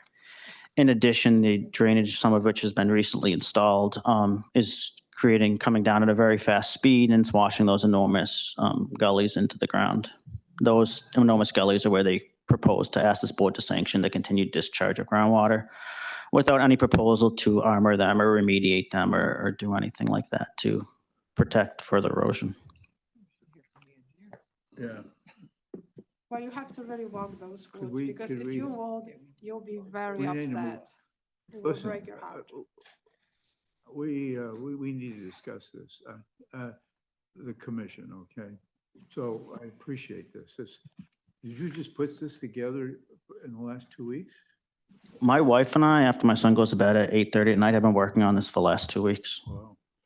And we also, as I said, had to find 2 experts on no notice who were willing to come out here and help us. Luckily, if you walk that land, you will become very passionate about the issues as we are. Yeah. And they were willing to help us, help the town find a solution to this, to address this destruction of a wetland. But yeah, I apologize again, dropping it off at 3 o'clock today or 2:30 or whatever time it was. But we were working late into the night, and the town also provided materials on Friday, and it just took until now to get this done. We had to research the law. We knew the issue would come up about if this was grandfathered. We wanted to make sure all of Sandy's concerns were addressed. He raised some good points at the last meeting, but why is this, an issue for this board? Why is public safety and health and all these things an issue here? Why isn't it P&Z? And we wanted to make sure those are unequivocally addressed in the record for this board. Fortunately, my wife and I are both lawyers, so we can do this. I want to thank you very much. Do you want to continue? Do you mind? Good evening. Unless you want to do it next, in 2 weeks, but no? Yes. He's the engineer? Yes. Good evening. My name is Jim Sakonchik. I'm an engineer licensed in Connecticut. I'm a land surveyor licensed in Connecticut. I started practicing engineering in 1973. And shortly thereafter, in 1974, the whole Inland Wetlands Act was passed. And I can remember it was kind of like a joint new commission engineer. What do we do about this? Nobody knew. We had to learn as we went. Well, it's been a few years and the boards are much more sophisticated today and the regulations are much more correct. They've been doing a lot of tweaks over the years. And I think that I'm here to say, well, wait a minute, is there a way out of this as opposed to a push where the town wants to develop their land and a push against because of damage occurring? And it has to do with alternatives. And I'd like to share my screen and kind of discuss alternatives that I think should be considered and I think that can solve all the issues, solve my applicant's, my employer's problems, and the town's got a problem too, because they are creating issues with the drainage. So if I can share the screen. Let's see if I hit share. I think I want to do screens. Okay. My wife handed in, Petronelli handed in 8 copies of this. Yeah. All right. You should have it in the paper copy that was on your desk. Okay. All right.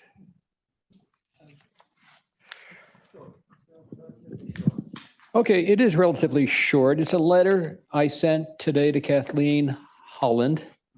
And let's see if I can get the correct eyes to see it myself. I'm a civil engineer representing Luke and Beth, who have a drainage concern about this application.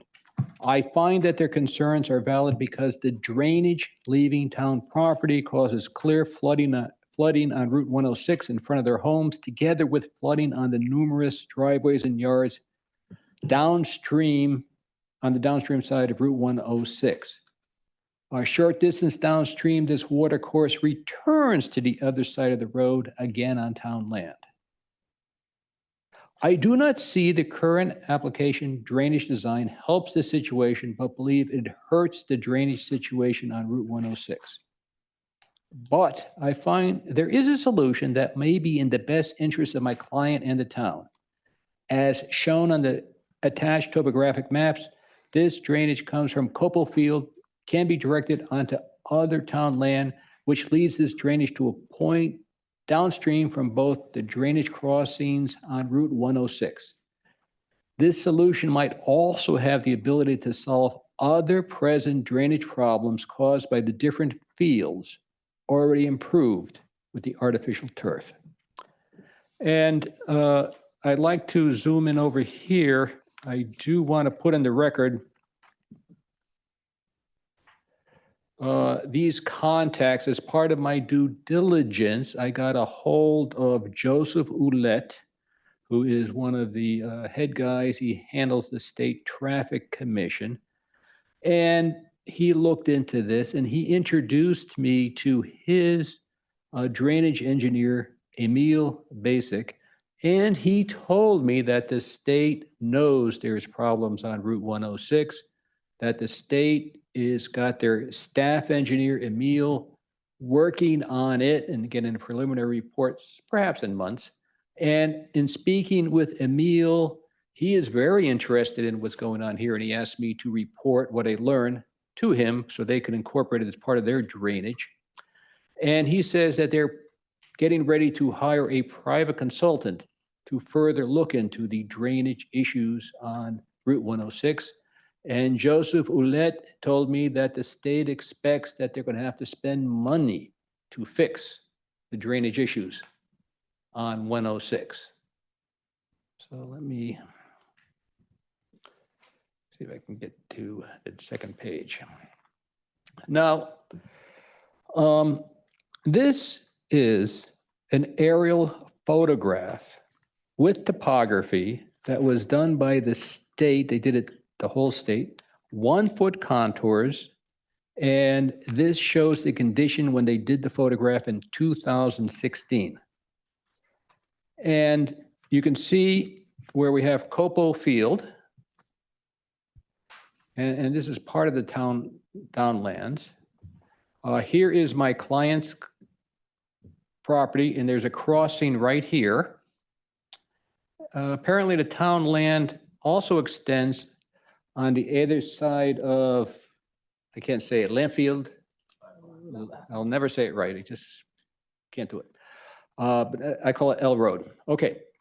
So I'm looking at this overall situation. So let me study it further. Next page. The water course over here basically follows this blue line. It crosses Route 106, crosses a series of driveways before it recrosses 106 to be back on the east side of the road where it started.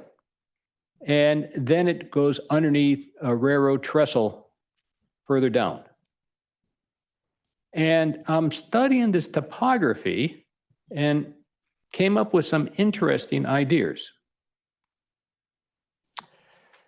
Again, this proposed drainage is going to add to this problem over here. But again, going over, the town owns this land over here, this land over here, and the watercourse returns. In terms of the overall drainage area, the vast majority of the land, I could pull up the actual overall drainage map. Let's see if I got that close by. And one of the things I noticed is there are landfill, I'll never say it right, road rises, falls, rises a little, and then kind of falls down. And I think I studied this. I noticed that the proposed Compo field is surrounded by an elevation 320, generally 320 feet above sea level. And that where this low point in front of the town pool is down elevation about 300. So we got 20 feet to deal with. Next slide. So I said to myself, why can't we get this water from Compo Field to be redirected to this low point across other town land on the east side of Route 106 and have that totally bypass all the problems at this driveway, this driveway, this driveway, et cetera, a whole bunch of them. And also, I thought about this some more. Come on there, change pages. Let's see what we can do here. I hate when that happens. Let's see. Okay, come on, next page. All righty. Click to join audio. Oh dear. Do I have to do that? You guys are seeing this audio, right? Hear this, okay. Yeah. So that there shows, okay, KJ report. Let me get so I can see this thing. I'd like to talk about Route 109 and this 106. And this is where you saw all the problems with the water going across. But I'm looking at the power lines are on the west side, all these trees are on the east side. And going down the road, there's also a climbing hill. And the power lines cross the road. And then they cross back, and you can see here where the railroad bridge is. For the state to redo the drainage, talking with Joe, he figures they basically gonna have to do new drainage on the east side of Route 106 from where it currently crosses with a larger pipe all the way down to this railroad bridge. We're talking bigger bucks. You know, could it be $500,000? Could it be $1 million? Quite possibly. It's expensive. Now, if the town, let's see, let's go to the next one.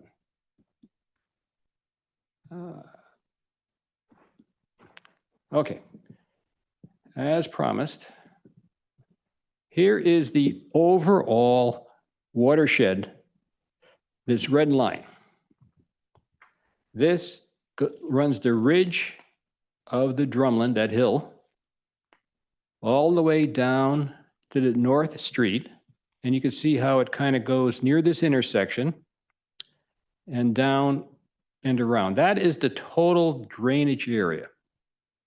Now, as I read the deeds for the development here, it was quite complex. They had a lot of different parcels that got acquired over time, but it was done after the start of the wetlands permits. Basically, a lot of those deeds came in almost the same time in 1974, 75.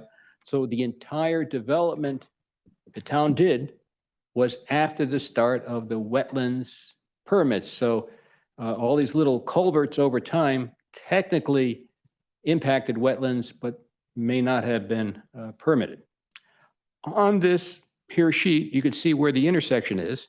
And I'm saying, why don't we get all this water to possibly come this way, bypassing that? All right. Let's see. So now this is a enlargement of the Copo Field area right over here. And again, I'm saying there's no real reason why this drainage area can't be redirected over here because of the change in elevation. But I'm also thinking that, what if we were to, oh boy, go to the next diversion. If we're a little bit more aggressive, they can actually start picking up the water from all the fields, running around. And again, they have a low point, but they also have low points on their property across the street that's even lower. They can intercept all these drainage guys and bring it over here. And then, let's see.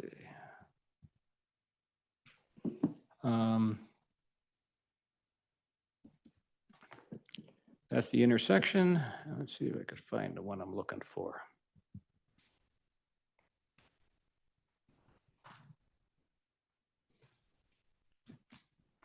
Well, let's get back to this one because it's the big picture I'm trying to say. The big picture is there may be a mutual thing that works for the town, works for the state. I think with proper negotiations, the state can cough up some money, the town can cough up some money, both contributing to solving the problem by putting the water over here. That saves the state time and money in a difficult construction activity down Route 106, and it would solve the problem of stopping the dangerous situation in front of this gentleman's house. So there is an alternative here, big picture, that I think can solve all these problems if properly implemented. Thank you.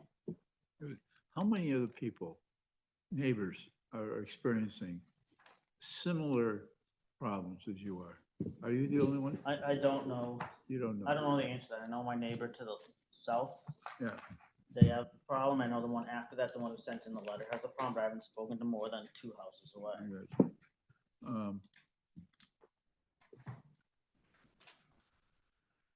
Well, this is,